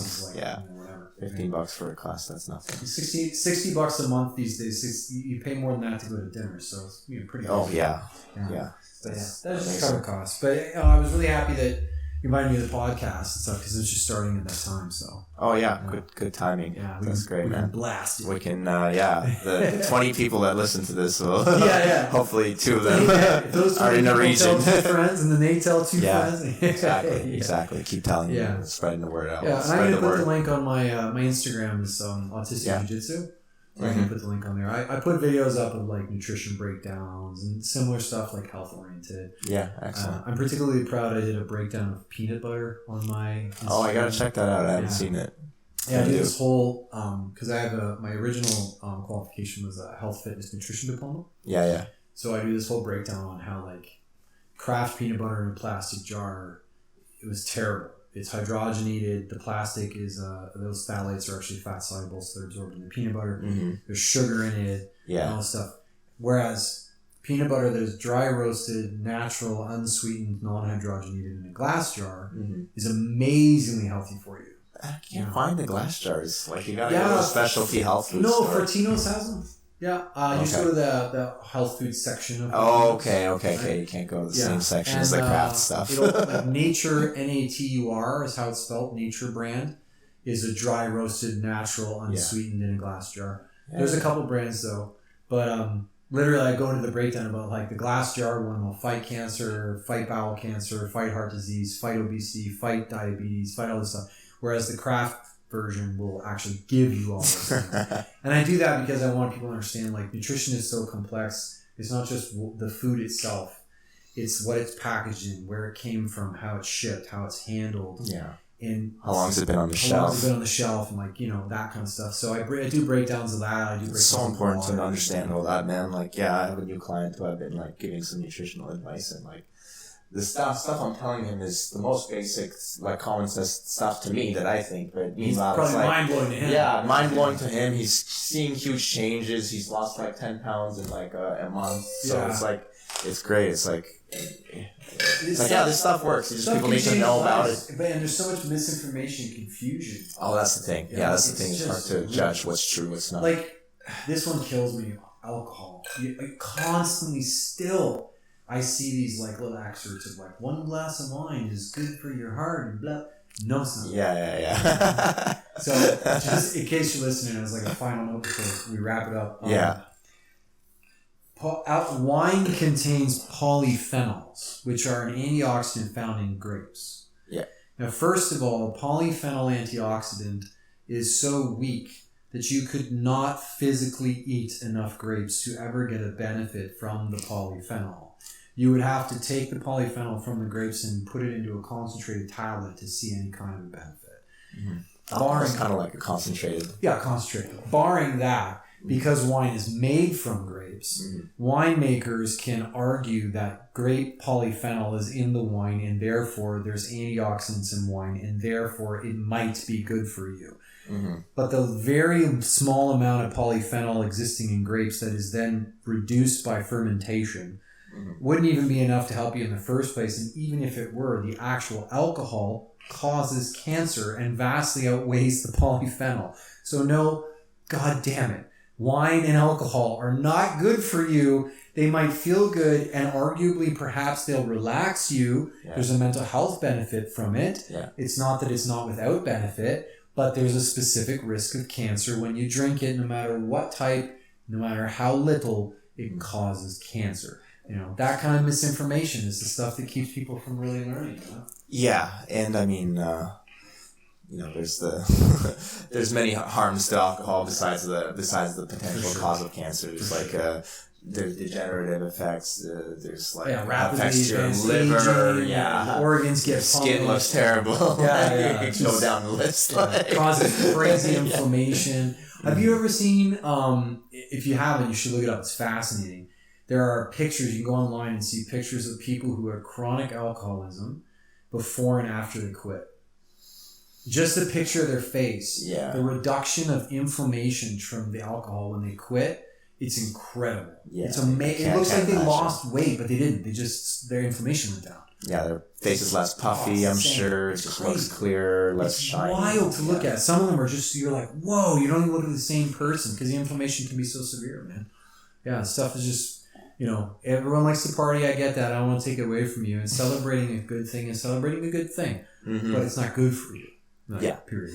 Yeah. I think it's just it's one of these things where it's like alcohol is legal, so it can't be that bad. Yeah. That's the misconception. Yeah. When you hear something is safe, saying legally the definition of safe is very different from the definition of healthy. Yeah. right? The smallpox vaccine is safe, but it's not healthy. We don't just give it to everybody because it actually comes with a significant risk that is outweighed by the risk of smallpox. So you want to be vaccinated for smallpox, but it's not without risk. Everything is like this. Yep. You know, there are tons of foods that are safe. McDonald's is safe. It's not healthy, No. but it's safe, right? Yeah. Like there's lots of stuff like that that's safe but not healthy. And that's a very big differentiation people get confused by. Then you go, the government said it's safe, so it's fine. Not the case. Not the case, right? Yeah, I guess that's the last thing we'll finish off is just you got to do your own research and think for yourself a little bit and kind of, sources, man. A lot of times when you have a really difficult problem that you have to face, such as like you have a difficult roll of the dice in your life and you have to deal with PTSD, no one's going to come and fix that for you, and you have to do the research yourself and have to figure out what's true and what's not, what works for you, what doesn't, gain that awareness. This is what I try to teach my clients in general, is gain awareness about your body and yourself and who you are, that can go. There's nothing more valuable. Problems. Nothing more valuable, in my opinion, than learning that awareness about yourself, who you are, what benefits you. Your body is unique.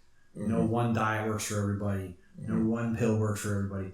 That is an incredibly valuable thing to learn. Yeah, and you're the only person who can actually feel the things that are happening inside your body. So you have to train. No one's going to be able to tell you, you're feeling this right now. Yeah. You're feeling anger. Yeah. Like, no, I'm not. No, you have to be one to sort that out, man. That's for sure. You know, and I'm very familiar with that as an autistic dude. Like, a lot of confusing stuff for me. I miss a lot of stuff, man. Like, that's it. It's all good. All right, thank you so much. This was the conversation went for a lot longer than I anticipated. I hope that's okay. We didn't take up too much of your time, and we covered some pretty important topics here. I hope the 20 people love it. Yeah, man. This is cool. I have a lot of friends who are medical doctors as well, who I think will appreciate hearing some of this stuff from great. And from the patient side of things and their perspective. And God, I hope so. It's good to inform them from that perspective. Yeah, they got. Everyone's got their own perspective, like you said, and they perceive things differently. Yeah, doctors have a tough role right now, especially in Ontario, man. ODEP is just getting savaged by poor leadership and bad politics. So you don't have to convince me. I know. If any person in the medical field listens to this and wants to talk to me, go for it. You can get my info. It's all what's the best way to reach you? You want to just share that as the last thing? Autistic Jiu-Jitsu on Instagrams. I use that. I don't use any other social media, but I do use that one pretty regularly. So you can reach out to me on there. Autistic Jiu-Jitsu on Instagram. Awesome. Yeah. Thanks so much, Sean. Okay. All right. Go. Thanks again for watching or listening till the end of the podcast.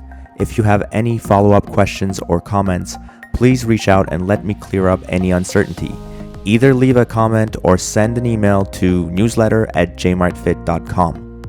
That's all I have for you today, ladies and gents. Connect with me on social media at jmartfit on Instagram and Twitter, and jmartmoves on Facebook. Or get my free bodyweight training program through subscribepage.com/bodybasics. J-Mart out.